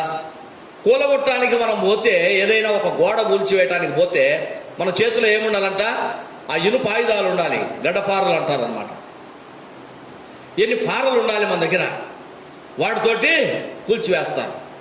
ఇప్పుడైతే సింపుల్గా బుల్డోజర్లు వచ్చినాయన్నమాట, వాటితోటి తీసేయటం. ప్రేమైన వాళ్ళారా, ఇక్కడ ఈ యొక్క విశాలమైనటువంటి, ఎడల్పైనటువంటి, గట్టిదైనటువంటి ఎరికో చుట్టున్నటువంటి ప్రాకారము కూల్చివేయటానికి దేవుడు ఏం చెప్తా ఉన్నాడంటే యెహోషువకు, ఇదిగో ఎరుకో యొక్క రాజులను, ప్రజలను నీ చేతికి నేను అప్పగించబోతా ఉన్నాను. అయితే మీరు లోపలికి పోకుండా ఉండటానికి వారు ఏం చేసినారంటే ఆ ప్రాకారపు గేట్లు మూసివేసినారు గట్టిగా. ఇప్పుడు మీరు లోపలికి పోవాలంటే నేను చెప్పిన విధంగా మీరు చేయండి. ఏం చెప్పినాడంట? ఇశ్రాయేలీయులందరూ కూడా 6 దినములు ఆ యొక్క ఎరుకో పట్టణము చుట్టూ రోజుకు ఒకసారి ప్రదక్షిణము చేయాలి, తిరగాలంటండి. ఆ పట్టణం చుట్టూ తిరగాలి ఉదయాన్నే లేచి. ఆ పట్టణం చుట్టూ తిరుగుతున్నప్పుడు యాజకులు 7 బూరలు పట్టుకోవాలి. 7 బూరలు పట్టుకొని వారు ఏం చేయాలంట? వారు బూరలు ఊదుతూ పోతా ఉండాలన్నమాట. ఆ బూరలు ఊదుతున్నాలి, ప్రజలేమో వారి చుట్టూ తిరగాలి, వారి చుట్టూ తిరుగుతూ రావాలి. రోజుకి ఎన్నిసార్లు చేయాలంట? అట్లా రోజుకు ఒకసారి చేయాలి. 6 దినాలు చేయమన్నాడు దేవుడు. 7వ దినమున ఏం చేయమన్నాడు అంటే అక్కడ ఈ యొక్క అధ్యాయంలో రాయబడ్డాయి అన్నమాట. 7వ దినమున 7 సార్లు తిరగమన్నాడు. అర్థమవుతుందా? ఆ పట్టణం చుట్టూ, ఎరుకో పట్టణం చుట్టూ, అంటే కాంపౌండ్ వాళ్ళ లోపలికి పోయి కాదు, కాంపౌండ్ వాళ్ళ లోపలికి పోయడానికి వారికి లేదనమాట, గేట్ మూసివేసినారు. ఈ గేటు బయట చుట్టూనే, అంటే కాంపౌండ్ వాళ్ళు బయట చుట్టూ, ఎరుకో పట్టణం చుట్టూ రోజుకు ఒకసారి 6 దినాలు ఇశ్రాయేలీయులు ఆ చుట్టూ తిరగాలి. ఆ చుట్టూ తిరుగుతున్నప్పుడు ఏం చేయాలంట? ఈ యొక్క యాజకులు 7 బూరలు పట్టుకొని ఊదుతా తిరగాలన్నమాట. బూరలు ఊదుతూ తిరగాలి. అట్లా 6 రోజులు చేయాలి. 7వ దినమున ఎట్లా చేయమన్నాడంటే 7వ దినమున 7 సార్లు తిరగమన్నాడు. అప్పుడు బూరలు ఊదుతూ ఉంటారు. ఆ బూరలు ఊదుతున్నప్పుడు జనులు ఏం చేయాలంట? జనులు కేకలు వేస్తూ తిరగాలన్నమాట. 7 రౌండ్లు తిరగాలన్నమాట. 7 రౌండ్లు వారు తిరుగుతూ ఉంటే ఏం చేయబడతాయంట? ఈ ప్రాకారము కూలిపోతుంది. ఎంత ఆశ్చర్యంగా ఉంది చూడండి. మనం ఏమన్నా గట్టిగా రుస్తే గోడ కూలిపోతుందా? ఎంతమంది ప్రజలు వచ్చేసి అరిచినా కూడా కాంపౌండ్ వాళ్ళు, మన ఇళ్ళ కట్టుకునే కాంపౌండ్ వాళ్ళు ఎట్లాంటి అంట 6 ఇంచెస్ లేదా 9 ఇంచెస్ లేదా 1 ఫీటు 12 అంగుళాలు అన్నమాట. మనం ఎంత గట్టిగా అరిస్తే ఆ గోడ మనం కూలిపోతుందా? ఈ ప్రాకారము, ఎరుకో చుట్టూ ఉన్నటువంటి ప్రాకారము విశాలమైనటువంటి ప్రాకారం. ప్రియులారా, దేవుడు చెప్తా ఉన్నాడు, ఆ ప్రాకారమును నేను కూల్చివేయటానికి నేను వాడుకునేటటువంటి ఆయుధములు ఏంటిదంటే, కనుక ఇక్కడ ప్రదక్షిణము చేయటమే. ప్రదక్షిణాలు చేస్తే గోడలు కూలిపోవండి. ప్రదక్షిణాలు చేస్తే గోడలు కూలిపోవు. అయితే దేవుడు ఎందుకు ఆ విధంగా చెప్తా ఉన్నాడు అని అంటే, దేవుడు తన కార్యము చేయడానికి మనుషులకు దేవునికి ఎంతో తేడా ఉంటుంది, ఎంతో భేదం ఉందన్నమాట. మనమైతే ఆ యొక్క గోడలు కూల్చగొట్టడానికి ఎన్నో పరికరాలు మనం వాడతాం. అయితే దేవుడు తన పని చేయడానికి ఆయన వాడుకుంటున్నటువంటి ఆయుధం ఏంటిదంటే, అక్కడ ఎరుకో గోడలు కూల్చివేయడానికి తన ప్రజలు పట్టణం చుట్టూ తిరగటమే, కేకలు వేస్తూ 6 దినాలు బూరలు ఊతూ తిరగటం. ఒక్కొక్కసారి 7వ దినంలో 7 మార్లు తిరగటం. 7 మార్లు తిరిగితే గోడలు కూలిపోతాయా? కనుక ఇక్కడ వారికి ఉన్నటువంటి విశ్వాసం, యెహోషువకు ఉన్నటువంటి విశ్వాసం ప్రియమైనటువంటి వారలారా, దేవుడు సెలవిచ్చినాడు, తిరగమన్నాడు అంతే. ఆయన శక్తి కలిగినటువంటి వాడు, ఆయన కార్యములు వేరు. యెషయా గ్రంథం 55వ అధ్యాయంలో చూడండి. యెషయా గ్రంథము 55వ అధ్యాయము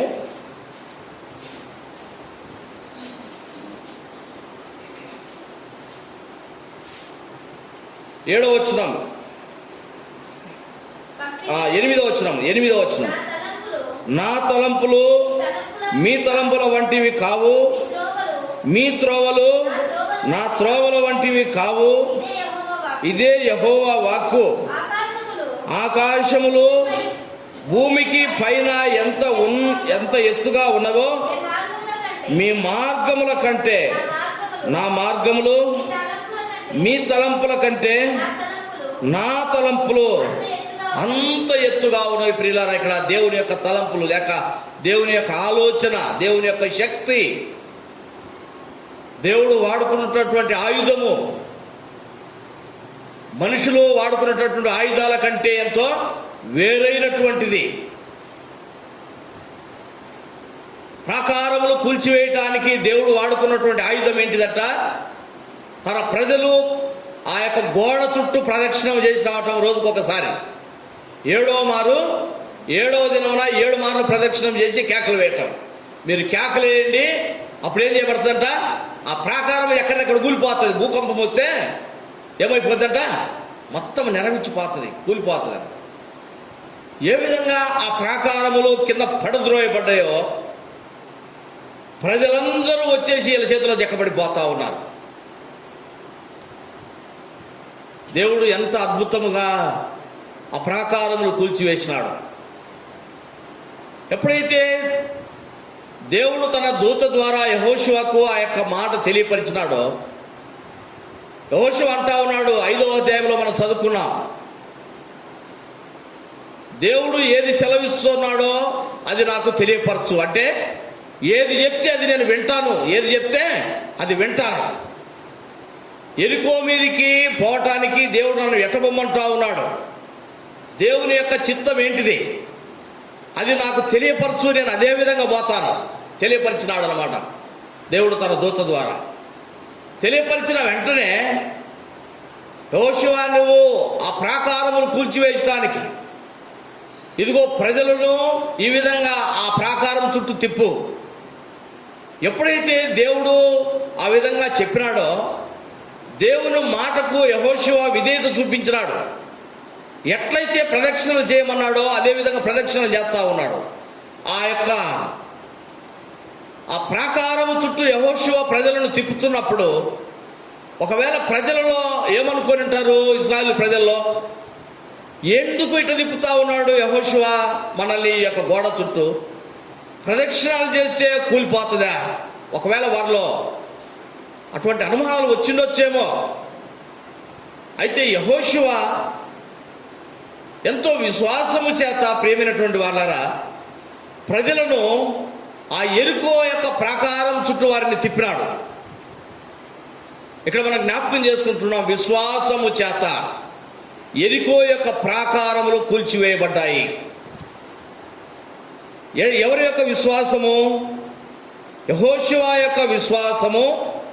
తరువాత ప్రజల యొక్క, ఇశ్రాయేలు యొక్క విశ్వాసము చేత, విశ్వాసము ద్వారా, వారు విశ్వాసము చేత ఆ విధంగా దేవుడు చెప్పినటువంటి మాట ప్రకారము ఆ ప్రాకారముల చుట్టూ వారు తిరిగినారు. 7వ దినమున 7 మార్లు ప్రదక్షిణలు చేసినారు. జనులు 6 దినాలు కేకలు వేయకుండా తిరిగినారు.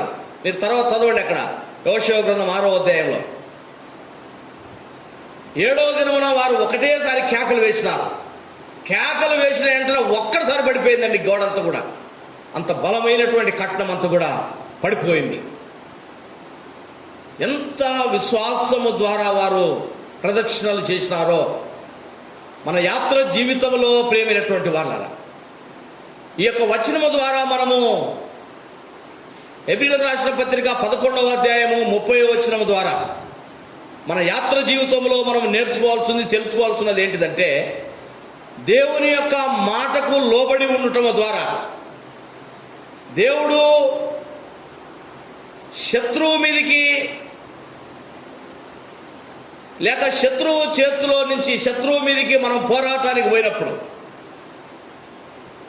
ఆయన మనకిచ్చినటువంటి ఆయుధము ఏదైతే మనకు దేవుడు ఏ విధంగా అయితే వెళ్ళమంటా ఉన్నాడో ఆ విధంగా వెళ్ళటం. అనగా ఇక్కడ మనం జ్ఞాపకం చేసుకుంటా ఉన్నాం, దేవుని యొక్క తలంపులకు లేక దేవుని యొక్క మార్గములకు మనుషుల యొక్క మార్గములకు ఎంతో తేడా ఉంది. యెషయా గ్రంథం 55వ అధ్యాయంలో మనం చదువుకున్నాం 8వ వచనంలో, మీ తలంపులు నా తలంపుల వంటివి కావు. ప్రేమైన వాళ్ళరా, లోకం యొక్క తలంపులు మనుషుల యొక్క లేక దేవుని యొక్క తలంపులకు ఎంతో తేడా ఉంది. మనుషులు గోడలు కూల్చివేయాలంటే కొన్ని పరికరాలు వాడాలి. అయితే ఎంత గొప్పదైనటువంటి ప్రాకారమును కూల్చివేయడానికి దేవుడు ఏం చెప్తా ఉన్నాడంటే, మీరు చుట్టూ తిరగండి అంతే. ఎప్పుడైతే విశ్వాసము ద్వారా యెహోషువ ఇశ్రాయేలును లేక దేవుని బిడలైనటువంటి వారిని వెంట పెట్టుకొని దాని చుట్టూ తిరుగుతూ వచ్చినాడో 7వ దినం ఒక్క మారబడిపోయిందనమాట. ఆ యొక్క ప్రాకారములు కూల్చివేయబడ్డాయి. చూడండి, యెహోషువ గ్రంథం 6వ అధ్యాయము 20వ వచనం చదవండి, 19-20 వచనాలు.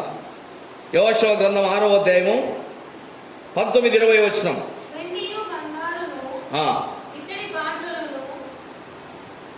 ఉన్నాం ఒక నిమిషం.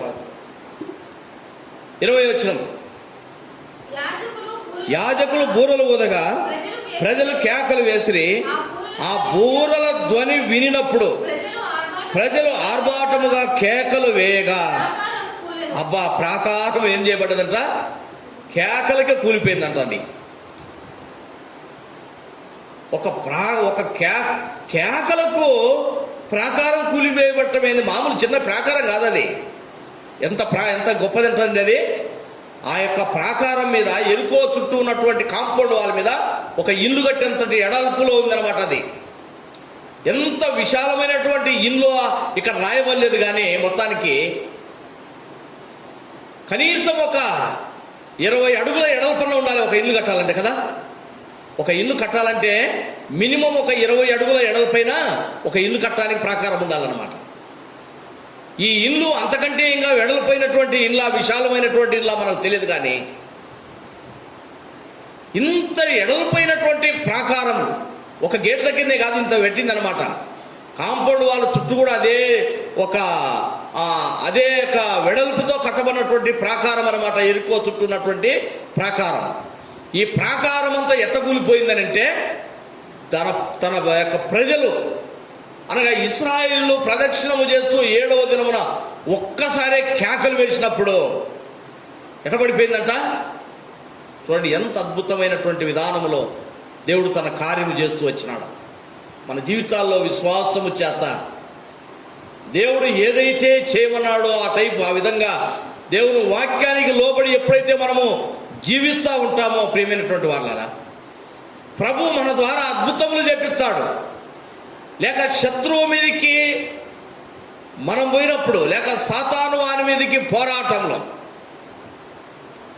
దేవుడు ఏ విధంగా అయితే మనల్ని తన మీదకి సాతాను వాని మీదకి బొమ్మంటున్నాడో, అదే విధంగానే దేవుడు ఇచ్చినటువంటి ఆయుధమును మనం చేతబట్టుకొని ఎప్పుడైతే పోతామో అప్పుడు మనం జయం పొందగలుగుతాం.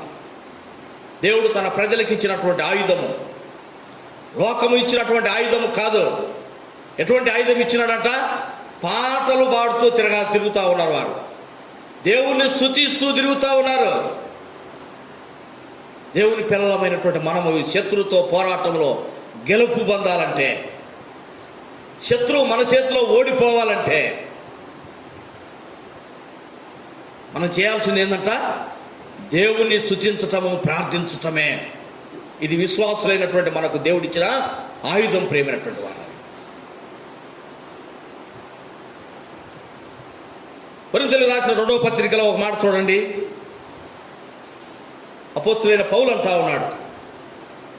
కొరింథీయులకు రాసిన 2వ పత్రిక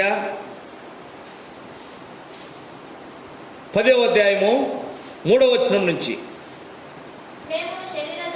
మేము శరీరధారమై నడుచుకొనుచున్నను, శరీర ప్రకారము యుద్ధము చేయము, మా యుద్ధోపకరణములు శరీర సంబంధమైనవి కావు గాని దేవుని ఎదుట దుర్గములను పడదోయ జాలినంత బలము గలదయ్యుండును. చూడండి, దేవుడు తన ప్రజలకు ఇచ్చిన ఆయుధం ఏంటిదంట?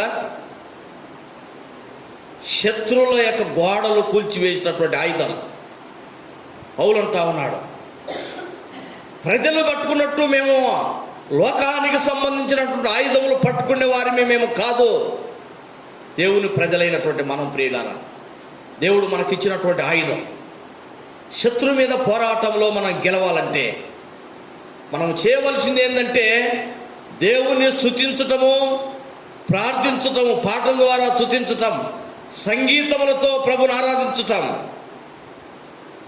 ఎప్పుడైతే మనం స్తుతిస్తూ ఉంటామో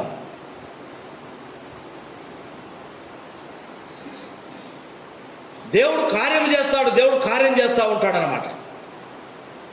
విశ్వాసుల కుటుంబాలలో నుంచి బయటకు వచ్చినటువంటి సౌండ్స్ ఏమి రావాలంట? దేవుని యొక్క స్తుతి పాటలు రావాలి. ఏ ఇంటికాడికి పోయి చూసినా కూడా ఆ ఇంటి దగ్గర కనపడేది ఏంటి అంటే, ఇప్పుడు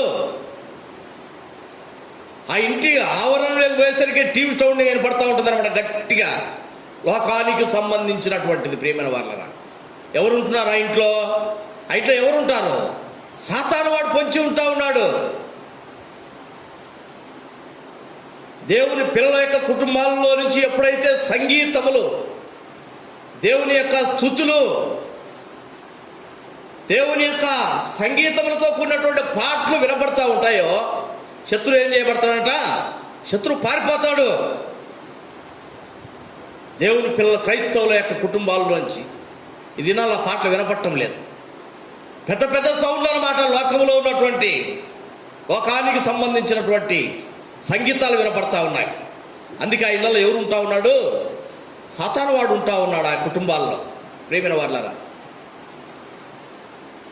నీ కుటుంబంలో దేవుడు ఉండేసి సాతాను మీద పోరాడాలంటే వినపడాల్సింది ఏంటంట?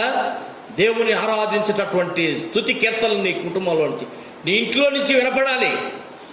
లేకపోతే నీ హృదయంలో నుంచి రావాలి. ప్రదక్షిణలు చేస్తూ ఉన్నారు. ఎందుకు మన యొక్క హృదయంలో నుంచి స్తుతి పాటలు, ఎందుకు మన ఇళ్లలో నుంచి ప్రభువును ఆరాధించేటటువంటి సౌండ్స్ బయటికి వినపడాలంటే పొంచి ఉన్నటువంటి సాతాను వాడు కూలిపోవటం కొరకై. పౌలు ఏమంటున్నాడు అంటే ఇక్కడ చూడండి, మరొకసారి చదవండి భాగాన్ని. కొరింథీయులకు రాసిన మొదటి 2వ పత్రిక 10వ అధ్యాయం. మేము శరీరధారమై నడుచుకొనుచున్నాను, శరీర ప్రకారము యుద్ధము చూడండి, మనం శరీరము ధరించుకొని లోకంలో నడుస్తూ ఉన్నాం అన్నమాట. దేవుని పిల్లలైన మనం ఎట్లా చేయాలి? మనం యుద్ధము ఎవరి మీద యుద్ధము? ఎవరి మీద యుద్ధం అంట? శత్రువు మీద, సాతాను మీద, అపవాది మీద. ఎఫెసీయులకు రాసిన పత్రిక 6వ అధ్యాయంలో ఆ మాటలు రాయబడ్డాయి 10వ వచనంలో నుంచి. మనం పోరాడున్నది ఎవరితోటట? మనుషులతో కాదు, అంధకార సంబంధమైనటువంటి లోకనాథునితోటి, సాతాను వాడితోటి, దురాత్మల సమూహముతోటి విశ్వాసికి రోజు పోరాటం ఉంది. ఆ పోరాటంలో దేవుని బిడ్డలు పట్టుకోవాల్సినటువంటి ఆయుధం ఏంటిదంట? లోకానికి సంబంధించినటువంటి ఆయుధము కాదు. దేవుని స్తుతిస్తూ దేవుడిచ్చినటువంటి ఆ యొక్క ఆయుధము ధరించుకొని శత్రువు మీదకి పోరాటానికి పోవాలి. పిల్లలు, తన ప్రజలు ఇక్కడ ఎరుకో ప్రాకారములు కూల్చివేయడానికి దేవుడు ఏం చెప్తా ఉన్నాడంటే, మీరు కేకలు వేయండి, నన్ను స్తుతిస్తూ తిరగండి, బూరలు ఊదండి. ప్రాకారం ఏమైపోద్దట? కూల్చివేయబడుతుంది. కేకల వల్ల ఆ గోడలు కూలిపోలేదు ప్రియులరా. అయితే దేవుడు ఆ ప్రాకారాలను కూల్చివేయడానికి ఇశ్రాయేలుకి ఇచ్చినటువంటి ఆయుధం అది. ఆ ఆయుధమును చేతపట్టుకున్నాడు యెహోషువ.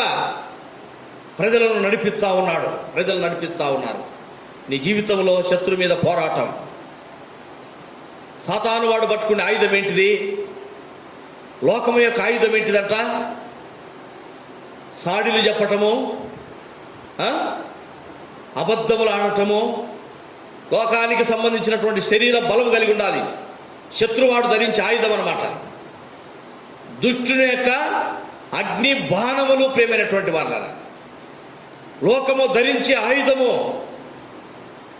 దేవుని బిడ్డల మీదకి శత్రువాడు పోరాటానికి రావాలంటే ఏం తీసుకుని వస్తాడంట? కొండెములు చెప్పటం, లేకపోతే లోకానికి సంబంధించినటువంటి విధానంలో పాపము చేపించటం. ఇది సాతాను వాని యొక్క ఆయుధం అన్నమాట. అయితే దేవుని బిడ్డలు పట్టుకోవాల్సిన ఆయుధం ఏంటిదంట? లోకానికి సంబంధించిన ఆయుధం కాదు. పౌలు అంటా ఉన్నాడు ఇక్కడ, మేము శరీరము ధరించుకొని ఈ లోకంలో జీవిస్తా ఉన్నాం, కానీ శత్రు మీద పోరాడాలంటే లోకానికి సంబంధించిన ఆయుధము మాకు అవసరం లేదు. దేవుడిచ్చిన ఆయుధం మాకుంది. ఏమంటా ఉన్నాడు? తర్వాత వచనంలో చూస్తాం. తర్వాత వచనంలో చదవండి ప్రియులారా. కొరింథీ 10:4 వచనం కదా, కొరింథీయులకు రాసిన 2వ పత్రిక. మా యుద్ధోపకరణములు శరీర సంబంధమైనవి కావు, గాని దేవుని ఎదుట దుర్గములను పడదోయజాలినంత. అబ్బా, దేవుడిచ్చే ఆయుధములు ఎటువంటి అంట? యుద్ధోపకరణములు. దేవుడిచ్చినటువంటి దుర్గములను పడదోయదాలినంత, లోకము యొక్క కోటలు కూల్చివేయడానికి దేవుడు మనకు ఆయుధం ఇచ్చినాడు ప్రియులారా. ఈ ఆయుధం అది దేవుని స్తుతించటం. ఏ పరిస్థితులు ఎదురైనా కూడా నీవు దేవుని స్తుతిస్తూ నీవు ముందుకు సాగితే నీ చుట్టూ ఉంటా ఉన్నాడు సాతాను. వాడు ఏమైపోతాడంట? కూలిపోతాడు వాడు, అంతే. లోకానికి సంబంధించినటువంటి ఆయుధము కపట వేషధారణ, ద్వేషాలు, అసూయలు, హృదయంలో నుంచి వస్తున్నటువంటి చెడు వాటితోటి దేవుని బిడ్డలు అటువంటి ఆయుధములుగా ధరించుకొని పోరాటానికి వెళ్ళకూడదు. ఏం ధరించుకొని పోవాలంట? దేవుడిచ్చిన ఆయుధం మనకు. ప్రియమైన వాళ్ళరా, నీ జీవితంలో ఈ ఆయుధం పట్టుకొని ఉన్నావా? లోకం ఆయుధం ఇంకా పట్టుకొని ఉన్నావా?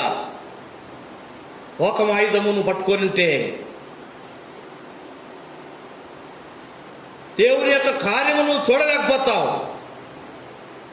ఇక్కడ ఇశ్రాయేలీలు ఎరుకో ప్రాకారములు కూల్చడానికి దేవుడు వారికి ఇచ్చినటువంటి ఆయుధము ప్రదక్షిణలు చేస్తూ కేకలు వేస్తూ దేవుని స్తుతిస్తూ తిరగటం. పౌలు అంటా ఉన్నాడు, మాకు లోక సంబంధమైన ఆయుధం కాదు, ఈ శత్రు గోడలు కూల్చడానికి దేవుడు మాకు ఇచ్చినాడు బలమైనటువంటి యుద్ధోపకరమైనటువంటి ఆయుధము. అదే దేవుని స్తుతించేటటువంటి ఆయుధం. ప్రభునందు ఎల్లప్పుడూ ఆనందముతో దేవుని స్తుతించటం. ప్రేమైనటువంటి వాళ్ళ ఇక్కడ కింది వచనం చదువుతాం. అక్కడ 5వ వచనం. మేము వితర్కులమును దేవుని గురించిన జ్ఞానమును అడ్డగించు ప్రతి ఆటంకమును పడద్రోసి ప్రతి ఆలోచనను క్రీస్తుకు లోబడినట్టు చెరపట్టి మీరు సంపూర్ణ విధేయతను కనుపరిచినప్పుడు సమస్త విధమైన అవిధేయతకు ప్రతిదండన చేయ సిద్ధపడి ఉన్నాము. కనుక ప్రేమైనటువంటి వాళ్ళ కనుక ప్రతిదండన చేయడానికి ఏ ఆయుధం మనం పట్టుకొని ఉంటా ఉన్నాం, జ్ఞాపకం చేసుకుంటా ఉన్నాం. ఇంకొక భాగాన్ని కూడా చూస్తాం. అక్కడ కొరింథీయులకు రాసిన 1వ పత్రిక 6వ అధ్యాయం 27వ వచనంలోంచి ఒక మాటమ్మా.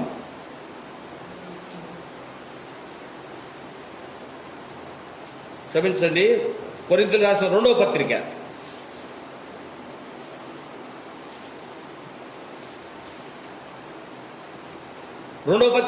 6వ అధ్యాయము 6-7 వచనాలు. పవిత్రతతోనూ జ్ఞానముతోనూ దీర్ఘశాంతముతోనూ దయతోనూ పరిశుద్ధాత్మ వలనను నిష్కపటమైన ప్రేమతోనూ సత్యవాక్యము చెప్పుట వలనను దేవుని బలము వలనను కుడి ఎడమల నీతి ఆయుధములు కలిగి. ప్రేమైనటువంటి వాళ్ళు మనం ఎట్లా పోవాలంట? దేవుడిచ్చినటువంటి ఆయుధము తన బిడ్డలకు లోకానికి సంబంధించిన ఆయుధం కాదు మనం పట్టుకోవాల్సింది. అయితే లోకము వాడేటటువంటి ఆయుధం ఏంటిదంట? కపటమైనటువంటి వాది, అబద్ధ మాటలు చెప్పటం, మనుషులను మోసపరచడం, ఈ యొక్క ఆయుధాలు అన్నమాట. ఇవన్నీ శత్రువు అనే యొక్క ఆయుధాలు. అవన్నీ కూడా అబద్ధాలు చెప్పటం, లేక లోకానికి సంబంధించి చెడు పాపము చేపించటం. అయితే దేవుని బిడ్డలు పోరాటంలో పట్టుకోవాల్సిన ఆయుధం ఏంటిది? ఈ లోకానికి సంబంధించిన ఆయుధం కాదు. లోకం యొక్క గోడలు లేక లోకం యొక్క దుర్గములు కూల్చివేయడానికి బలమైనటువంటి ఆయుధము దేవుడు మాకు ఇచ్చినాడు అని పౌలు అంటా ఉన్నాడు. మనకిచ్చినాడు దేవుడు ఆయుధం. అయితే ఆయుధం మనం ఏ ఆయుధం పట్టుకోవాలంటే ఇక్కడ అంటున్నాడు అనమాట, పవిత్రతతోనూ. పవిత్రం అనేటటువంటి ఇది ఒక ఆయుధం అన్నమాట. విశ్వాసం, పవిత్రత, పరిశుద్ధముగా ఉండటం.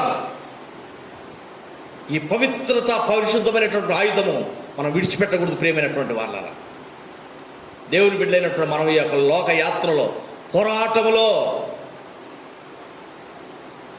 మనం పట్టుకోవాల్సినటువంటి ఆయుధములు ఇక్కడ రాయబడ్డాయి. మొదటి ఆయుధం ఏంటిదంట? పవిత్రత, అంటే పరిశుద్ధము. రెండవది ఏంటిదంట? జ్ఞానము, దేవుడిచ్చినటువంటి జ్ఞానము. ఈ జ్ఞానం అనే ఆయుధం మనం పట్టుకోవాలి శత్రు మీద పోరాటంలో. దేవుని యొక్క జ్ఞానంతో మనం నింపబడాలి, లోక జ్ఞానంతో కాదు. ఎప్పుడైతే మనం లోక జ్ఞానము కాకుండా దేవుడిని ఇచ్చినటువంటి జ్ఞానమును మనం పట్టుకొని ఉంటామో శత్రు మీద పోరాటము జయం పొందుతాం. ప్రేమైన వాళ్ళ యేసు ప్రభువారు పట్టుకున్నాడు ఈ యొక్క జ్ఞానము, దేవుని యొక్క వాక్య ఖడ్గము. శత్రువాడు వచ్చినాడు, మత్తయి సువార్త 4వ అధ్యాయంలో అపవాది వచ్చినాడు, ఆయన దగ్గరికి శోధిస్తా ఉన్నాడు. దేవుడు ఏం పట్టుకున్నాడట? మనుషుడు రొట్టె వలన కాదు, దేవుని యొక్క మాట చేత జీవిస్తాడు. ఇది దేవుడు పట్టుకున్నట్టు యేసు ప్రభువారి లోకంలో ఉన్నప్పుడు పట్టుకున్నటువంటి ఖడ్గం ఇది, దేవుని యొక్క జ్ఞానం. ప్రేమైనటువంటి వారు మనం పట్టుకోవాల్సినటువంటి ఆయుధం, మొట్టమొదటి ఆయుధం ఏంటిదంట? పరిశుద్ధత, పవిత్రత కోల్పోకూడదు. లోకానికి సంబంధించినది మరలాటువంటి ఆయుధం మనం పట్టుకోకూడదు. పోరాటము. ఇశ్రాయేలీయులు ఏ ఆయుధం పట్టుకున్నారంట? అంత గొప్పదైనటువంటి ప్రాకారమును కూల్చడానికి విశ్వాసము చేత పోతా ఉన్నారన్నమాట. వారి చేతిలో లోకానికి సంబంధించినటువంటి కనపడే ఆయుధము లేదు వారి చేతిలో, కానీ దేవుడిచ్చిన ఆయుధం పట్టుకున్నారు వారు. గొప్పదైనటువంటి ఎరుకో ప్రాకారం కూల్చివేయబడ్డది. శత్రువుని చుట్టూ కట్టినటువంటి గోడలు కూల్చివేయబడాలంటే నువ్వు పట్టుకునే ఆయుధం పరిశుద్ధత, పవిత్రతతో ఉండాలి, పరిశుద్ధంగా ఉండాలి. వారి మీదకి పోరాటానికి పోవాలంటే ఎప్పుడు పరిశుద్ధంగా ఉండాలి, ప్రభువును స్తుతిస్తూ ఉండాలి. లోకానికి సంబంధించిన మాటల మీద కాదు పోవాల్సింది మనం. రెండవది ఏంటిదంట? జ్ఞానము చేత నింపబడాలి, జ్ఞానం అనే ఆయుధం పట్టుకోవాలి. మూడవది ఏంటిదంట? దీర్ఘ శాంతము, ఓర్పుతోటి, ఓర్పు అన్నమాట. దేవుడు మనకిచ్చినటువంటి ఆయుధాలు ఇవన్నీ కూడా. వీటితోటి ఆడ పోరాడి గెలుపొందగలుగుతామో? అవిశ్వాసం ఉండాల్సిన అవసరం లేదు. వారు ఎంతో విశ్వాసము చేత ఆ ఎరుకో గోడలు కూల్చివేయటానికి దేవుడిచ్చిన ఆయుధము చేత పోయినారు వారు. హెబ్రీయులకు రాసిన పత్రిక 11వ అధ్యాయం 30వ వచనంలో మనం చదువుకున్నాం, విశ్వాసము ద్వారా. మరొకసారి బాగా చదవండి ప్రియులరా. హెబ్రీయులకు రాసిన పత్రిక, విశ్వాసమును బట్టి 7 దినముల వరకు ప్రదక్షిణములు చేసి చూడండి. ఎవరు కూడా అనుమాన పడలేదన్నమాట. ఏందయ్యా మన కేకలు వేసి గోడలు కూలిపోతాయా? ప్రభు ఇచ్చిన ఆయుధం అంతే, తిరగాలంతే మనం. యెహోషువ యొక్క విశ్వాసం. ప్రేమైన వాళ్ళ దేవుడు మనకిచ్చినటువంటి ఆయుధం పవిత్రత, తర్వాత జ్ఞానము, దేవుడిచ్చే జ్ఞానం. దేవాతి దేవుడు యేసు ప్రభువారు జ్ఞానమై ఉంటా ఉన్నాడు. ఆయన పరిశుద్ధుడైన వాడు. ఈ యొక్క ఆయుధం అంతా కూడా ఆయనలో ఉంది అనగా యేసు ప్రభువును మనం ముందు పట్టుకున్నాడు వాళ్ళంతే. ఆయన పరిశుద్ధుడైనటువంటి వాడు. లోకములో ఉన్నటువంటి జ్ఞానమంతటికి మించినటువంటి జ్ఞానముతో ఉన్నటువంటి వాడు. యెషయా గ్రంథం 6వ అధ్యాయంలో ఆ మాటలు రాయబడ్డాయి అన్నమాట. 9వ అధ్యాయంలో, యెషయా గ్రంథం 9వ అధ్యాయంలో, ఏలయనగా మనకు శిశువు పుట్టెను, ఆ మాట చదువుకుందాం చూడండి. యేసు ప్రభువుని గురించి రాయబడినటువంటి మాటలు అక్కడ అన్నమాట. యెషయా గ్రంథం 9వ అధ్యాయము. ఏలయనగా మనకు శిశువు పుట్టెను,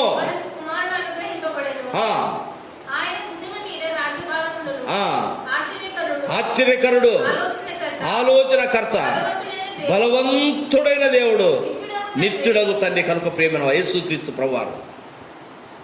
ఈ విధంగా ఆయన ప్రత్యేకంగా ఉన్నటువంటి వాడు. ఆయన ఇచ్చినటువంటి ఆయుధం అన్నమాట అది. పవిత్రతతోనూ, జ్ఞానముతోనూ, దీర్ఘ శాంతముతోనూ, ఓర్పుతోనూ. తర్వాత ఏంటిదంటండి మనం పట్టుకోవాల్సిన ఆయుధం? కొరింథీయులకు రాసిన 2వ పత్రిక 6వ అధ్యాయం 6-7 వచనాలు ఉన్నాయన్నమాట. మనం పట్టుకోవాల్సిన ఆయుధం అన్నమాట. దీర్ఘ శాంతముతోనూ, దయతోనూ, దయ చూపిస్తూ, ద్వేషం చూపిస్తూ కాదు. లోకం పట్టుకునే ఆయుధము ద్వేషము, దేవుని పిల్లలు పట్టుకునే ఆయుధము దయ. లోకం పట్టుకునే ఆయుధము ఓర్పు లేని యొక్క ఆయుధము. దేవుని పిల్లలు పట్టుకున్నటువంటి ఆయుధము ఓర్పు అన్నమాట. లోకం పట్టుకునేటువంటి ఆయుధము అజ్ఞానమైనటువంటి ఆయుధము. దేవుని పిల్లలు పట్టుకునే జ్ఞానము ఒక ఆయుధం ఏంటిదట? దేవుని యొక్క జ్ఞానం. లోకం పట్టుకున్నటువంటి ఒక ఆయుధము అపవిత్రమైనటువంటి ఆయుధము, లోకానికి సంబంధించినటువంటి ఆయుధం. దేవుని పిల్లలు పట్టుకుపోయే ఆయుధం ఎటువంటిదంట? పరిశుద్ధత అనేటటువంటి ఆయుధం నువ్వు పట్టుకోవాలి ప్రియులారా. ఏ ఆయుధం పట్టుకొని ఉన్నావు? ప్రభు పక్షంగా సాతాను మీద పోరాట కొరకై దేవుడిచ్చిన ఆయుధము నువ్వు పట్టుకోవాలి. పౌలు అంటా ఉన్నాడు ఇక్కడ కొరింథీయులకు రాసిన 2వ పత్రిక 10వ అధ్యాయంలో చదువుకున్నాం మనం. అక్కడ మేము శరీరమై నడుచుకొనుచున్నను శరీర ప్రకారము యుద్ధము చేసేవారం కాదు. మా యుద్ధోపకరణములు శరీర సంబంధమైనవి కాదు. మా యుద్ధోపకరణములు మేము పోరాటానికి శత్రు మీద పోతున్నటువంటి లోక మనుషులు పట్టుకునేటువంటి ఆయుధాలు కాదు మేము పట్టుకునేది. దేవుడిచ్చిన ఆయుధము ఏంటిదంటే? దేవుడిచ్చిన ఆయుధము పవిత్రత, జ్ఞానము, దీర్ఘశాంతము, దయ. ఇక్కడ చదువుకుంటా ఉన్నాం కొరింథీయులకు రాసిన 2వ పత్రిక 6వ అధ్యాయంలో. దయతోను, పరిశుద్ధాత్మ వలనను నిష్కపటమైనటువంటి ప్రేమ ఆయన ఆయుధం. ప్రేమ కపటమైనటువంటి ప్రేమ కాదు. దేవుని పిల్లలు పట్టుకోవాల్సిన ఆయుధం ఏంటిదట? నిష్కపటమైన, కపటము లేనటువంటి ప్రేమ దేవుని పిల్లలను మనం చూపెట్టాల్సిన ఇది ఆయుధము. ధరించుంటా ఉన్నావా? చేత పట్టుకొని ఉన్నావా? ప్రేమైనటువంటి సహోదరుడా, సహోదరి, విశ్వాసము చేత. నువ్వు అనుకుంటావో ఏమో ఇది పట్టుకొని పోతే నేనెప్పుడు జయం పొందాలా? నా మీదకి వచ్చినోడు ఎంత బలము కలిగిన వాడు సాతాను వాడు. వాడు మాట్లాడే మాటలకు నేను శాంతంతో మాట్లాడితే ఏమైనా జయం పొందుతుందా? ప్రేమైన వాళ్ళారా, దేవుడు అంటా ఉన్నాడు నువ్వు ఊరిక నిలబడి చూడు. నేను ఇచ్చిన ఆయుధం పట్టుకొని నువ్వు తిరుగు, అంతే. ఎంత గొప్ప ప్రాకారాలు కూలిపోయినాయి. వారు విశ్వాసము చేత దేవుడు ఎట చెప్పినారో అటు చేస్తూ వచ్చినారు. కాబట్టి మన జీవితాల్లో ఈ ఆయుధములు మనం పట్టుకొని ఎప్పుడైతే శత్రు వారి మీదకి, అంధకార సంబంధుల మీదకి ఎన్నో పోరాటాలు ఉంటా ఉన్నాయి మనకు. అయితే ఈ ఆయుధం పక్కన పెట్టి పోకూడదు ప్రియులరా. ఈ ఆయుధంతోటే మనం పోరాడుతూ ఉండాలి లోకంలో. అపోస్తలుడైన పౌలు ఈ లోకంలో జీవించిన అన్ని దినాలు కూడా ఈ ఆయుధమును పక్కన పెట్టలేదు. ఈ ఆయుధమును ఎప్పుడైతే పట్టుకున్నాడో ఆ ఆయుధమును చివరి వరకు చేత పట్టుకొని నడిచినాడు అనమాట. దేవుడిచ్చిన ఆయుధం. ప్రేమైనటువంటి వాళ్ళ మనం ఎట్లా ఉంటా ఉన్నాము? తర్వాత అంటా ఉన్నాడు 7వ వచనంలో, సత్యవాక్యము చెప్పటం వలన దేవుని బలం వలన కుడి ఎడమల నీతి ఆయుధములు కలిగి ఉండాలి. సత్యవాక్యము, దేవుని వాక్యమును బోధించాలి. దేవుని వాక్యమును అనుసరించి మనం నడుస్తూ ఉండాలి. ఈ ఆయుధం అన్నమాట. మనం ఎట్లా ఉంటా ఉన్నాం? సాతాను వారి మీదకి పోరాటానికి ప్రేమైన వాళ్ళ ఎంత విశ్వాసము చేత వారు ప్రదక్షిణలు చేసి గోడలు పడిపోవటం ఏందండి? అయితే దేవుడిచ్చినటువంటి ఆయుధం. ప్రభు అంటా ఉన్నాడు, నా తలంపులు మీ తలంపుల వంటివి కావు. నా ఆయుధము లోకములకు సంబంధించిన ఆయుధం కాదు.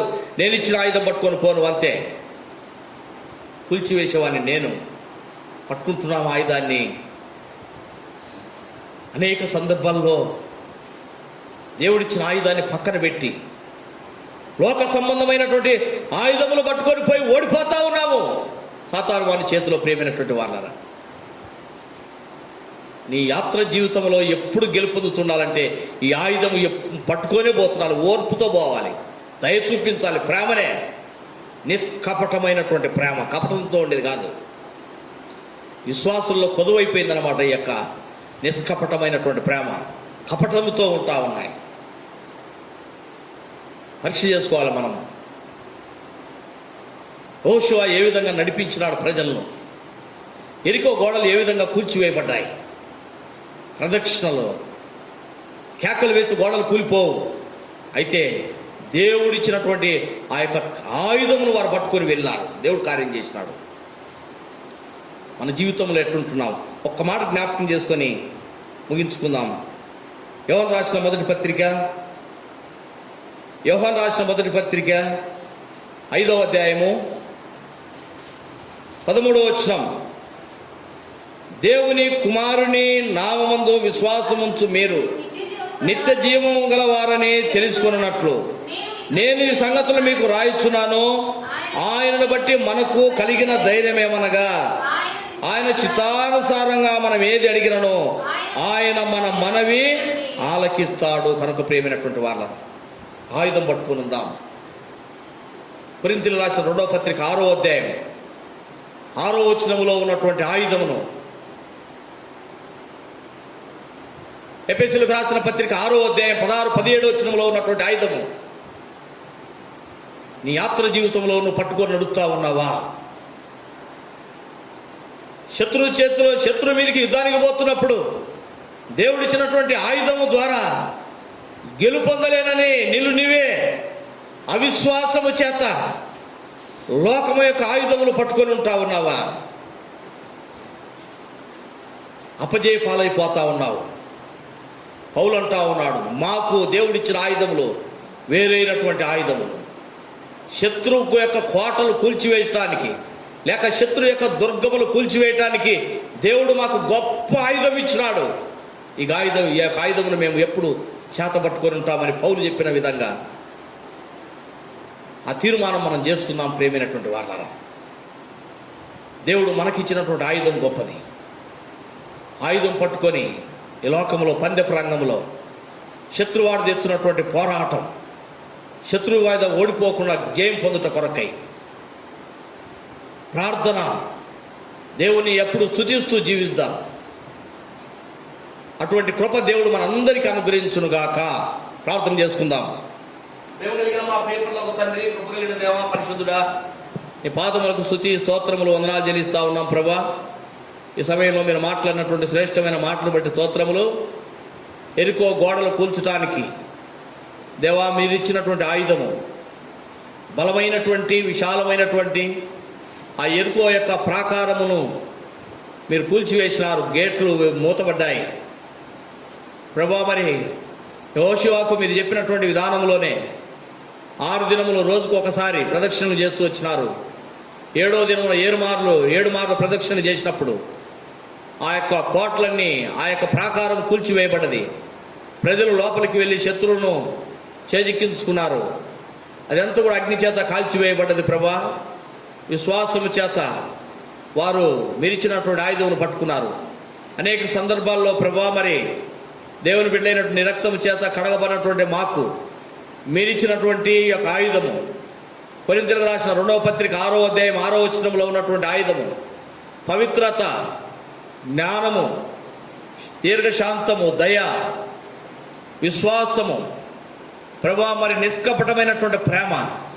ఈ ఆయుధమును మేము ధరించలేకపోయినటువంటి వారిని పౌలు అంటా ఉన్నాడు, ఇదిగో మరి ఇదోపకరమైనటువంటి ఆయుధము దేవుడు మాకు ఇచ్చినాడు. ఈ లోక సంబంధమైనటువంటి కపటమైనటువంటిది, కపటమనే ఆయుధము, లేక మోసమైనటువంటి ఆయుధము, మనుషులను నాశనం చేసినటువంటి ఆయుధాలు మాకు వద్దు. మేము అది పట్టుకోమని తీర్మానం చేసుకొని ప్రభా మీరిచ్చినటువంటి ఆయుధమును చేతబట్టుకొని పౌలు తన యొక్క యాత్ర జీవితంలో, సేవ జీవితంలో ప్రభా నడిచినాడు. నీ యొక్క బిడ్డలను నడిపించినాడు. మా జీవితంలో అనేక సందర్భాల్లో ప్రభా ఈ యొక్క ఆయుధమును పట్టుకొని నడవక మరి శత్రు చేతిలో ఓడిపోయినటువంటి వారి మరి కూడా ఒప్పుకుంటా ఉన్నాం.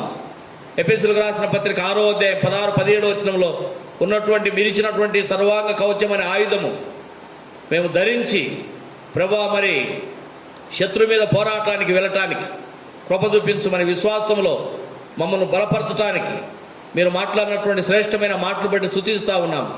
వాక్యం విన్నటువంటి నీ బిడ్డలందరిలో మా దేవా మరి ఇటువంటి విశ్వాసము కలుగు చేయమని ప్రార్థిస్తా ఉన్నాం. ఎవరైతే రక్షణ లేకున్నారో రక్షణ దయచేయండి. రక్షించబడినటువంటి వారు ఇటువంటి ఆయుధమును పట్టుకొని విశ్వాస జీవితంలో మరి పోరాటము సాతాను మీద పోరాటానికి వెళ్ళటానికి కృప చూపించమని ఇంతవరకు మీరు తోడైనందుకై స్తుతిస్తా ఉన్నాం.